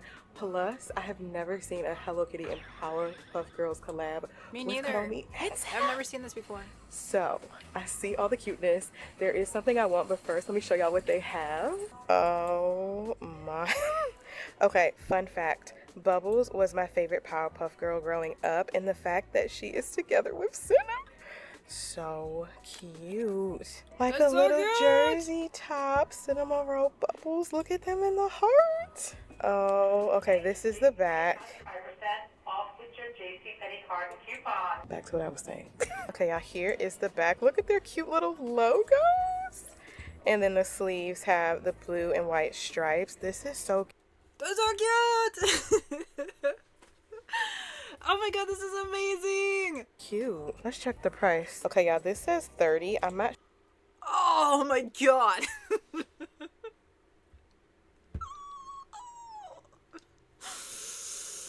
$30 no! Maybe I can ask my brother for $30. Maybe if my one-eye shows do really good, I can buy him one, and I can show it and vlog it, and I can show it on stream, and it'll be a business investment. It's a business investment, yes. I'm a genius. That's so expensive. I can't even afford one thing. Bruh, I got bills to pay. Sure if this is on sale. Wait a minute, wait a minute, wait a minute. Look, look, look, look, look. 25. It's on sale. It's still expensive though. 25% off. But it just got released. How is it on discount? I'm always so curious about these sales, bruh. You knew it was only gonna sell at $15, so you marked it up. You marked it up to say we're getting a 25% discount, but you know it was only gonna sell at this. You freaking liars. You freaking liars. I feel like if you're patient, you can buy these items secondhand in a couple months for the low. For the low. Have you guys heard of the news? I'm not patient. No, I think you're right. You're just always so right about stuff. 5% off women's Hello Kitty and Powerpuff Girls capsule. Okay, so I said it was 30, right? What? What is it, y'all? 21, 22? Anyway, it is 25% off. Also, they have these cute little PJs. Let me move the shirt so I can show y'all. Looky!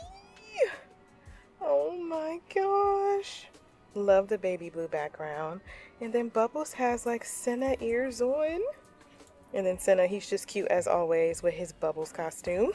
Drawstring. Does this have pockets? Oh, it has pockets. Yeah, know how much I love pockets on pajama pants. That's cute. This is $34, but again, 25% off.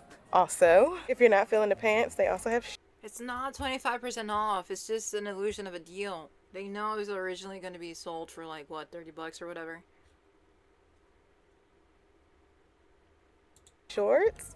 These are $34. Wait, look at the tag. Oh, that's cute. Oh, they're so cute. Wait, what are you guys? Which one do you identify with? Do you identify with this one, or that one? I identify with this one. The Kuromi Buttercup. This is me. Let me know which one you are. This is so cute, so wholesome. What the heck? Oh, that's cute. And then on this side is Bubbles and Senna with the little star. These remind me of track shorts. Track shorts? Yeah, they look Cute like with the track white shorts. stripes. Did I show y'all this? Let me double check. Oh, it's different. Sorry, y'all. I didn't realize this was different. Cute. Okay, this reminds me kind of like of a soccer jersey. Look at the... Yeah, that does look like a soccer jersey. Oh my goodness. I like the blue one though. I like this one. It's so cutesy. I would wear that with black leggings, but honestly, it would be like PJs. It would be like a house outfit for a Sunday, you know? Blossom was always my favorite. Aww. Cute. Little hearts between their names. This is so cute with a little cloud. I like that it's oversized. Let me see the back. Plain blue and white stripes. Aww. Wait a minute. Look at the sleeve. Oh my goodness, it's branded. Also, we have these Hello Kitty Kuromi, Senna, Blossom, Bubbles, Halloween. and Buttercup PJs. Halloween, we're in April. They really thought ahead, huh? I don't think those are gonna sell though. Bruh. I think it's a one-time collaboration and they just try to cover every season possible. So I feel like if I don't get these, they're just gonna be lost forever. I can't wait. I'm forced to wait. Look, they're so cute. Ugh. I don't need them though. I have enough pajamas to last me a lifetime. This is a commodification of my interests, okay? I get it. I recognize the capitalism going on here, but it's kind of cute.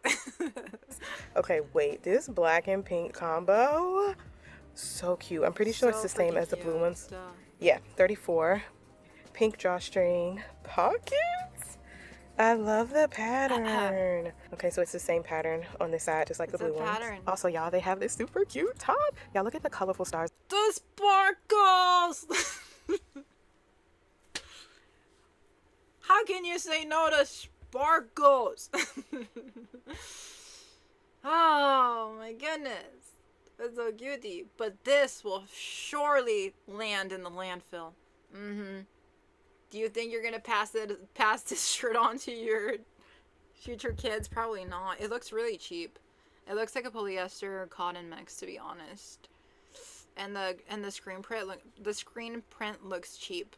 It looks like a thin image on there, so it's not gonna last long. And the sleeves are a bit too flowy. There's not a lot of structure. There's no structure. Do you see that? It's like a PJ top.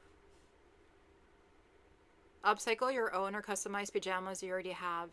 Resist, says Marissa on YouTube. Resist. Resist, I must. Yes, I resist. That's just very low quality.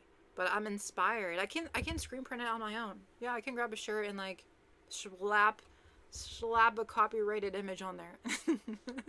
No one will know. No one can sue me because I did it at home.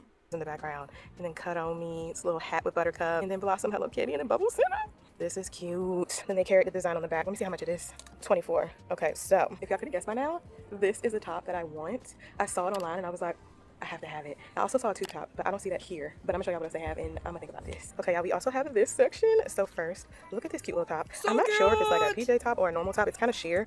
Yeah, it's so sheer. Do you guys see that? You can look through the shirt. So I would assume it's You can look through it.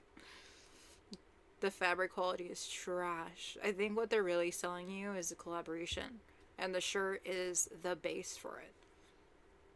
The clothing is the illusion, but you're buying the vibes, you know, your love for Powerpuff Girls, your love for Hello Kitty and Sanrio.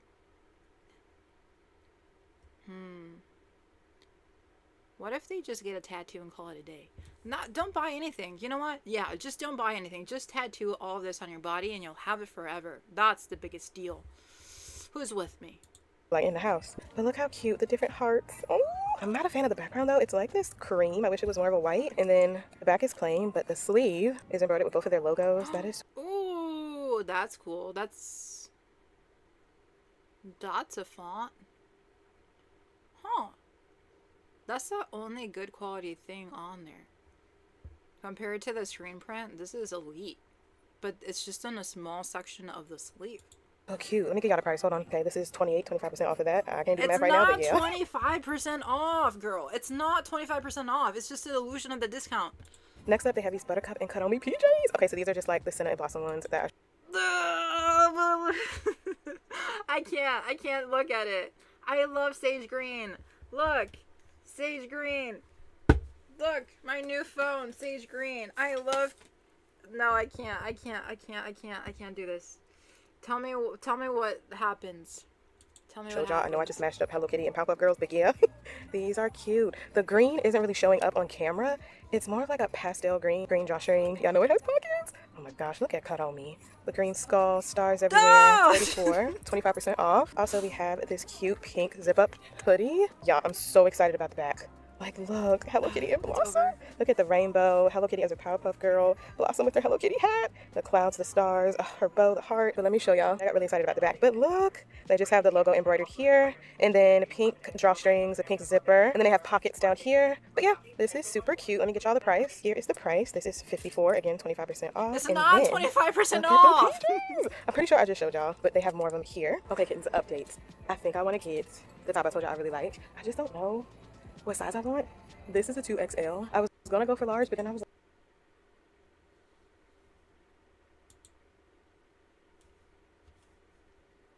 oh, la, la. Guys, the sustainable fashion stream has officially come to a close. I will be back in like 9 minutes to play a fashion game. It's gonna be a fun fashion game. My PC needs a break. I shall get some food and then come back at 9 p.m. Central Time. If you want to join me, you're welcome to join me. I'm gonna test if anyone actually comes in. If not, that's fine. If so, that's cool. Carrie will be there. Amazing. But this was an amazing just moment for me, I think. I'm actually building something, and it's cool that Marissa, that you're here. Carrie, you have given me my first watch streams. You have provided the first watch streams, the stream streaks, I mean. I got my first EXO Auto in the chat on Twitch, which is crazy. I'm slowly progressing, and it's becoming a bit more real. I thought it was gonna take me 2 years to reach this point. It's not like a year. So I'm moving faster than I thought, and I feel like I know how to grow it bigger, but I've been stopping myself from making it bigger because I know I just needed a lot of time for me to process these stages. Like I said, the beginning is always the hardest, but I think I'm growing a bit more strong. I'm getting stronger, I guess, mentally, and understanding what I'm doing and how to approach it. And I was just testing a lot of like mental theories, a lot of like, I was doing a lot of experiments without telling anyone. Like the whole performance thing, Marissa, that you pointed out, that was me experimenting, testing how to create realities people can perceive. But I just want to be myself. I'm just incredibly, to say it nicely, quirky. I'm just quirky, and I can't be different. I can't not be me. I need to be me, I guess. And I shouldn't be anything else. Yeah. I should just be myself. That's really what I've come to believe and understand. And if you don't like me, you just don't like me. That's really it. So no more social experiments. Okay. But I'm really excited for what's gonna come. I think people will start to grow and understand, and their sustainability actions and their place in the world. Yes. That was not very eloquent, but I think we can all grow together in this little space that I'm creating, so I'm excited for that. Yes. Okay. Alright, I'll be back in a couple minutes. Thank you everybody for joining. I'll see you in the next one. Bye-bye. Bye-bye. Bye-bye. I'll see you in a bit. Bye-bye.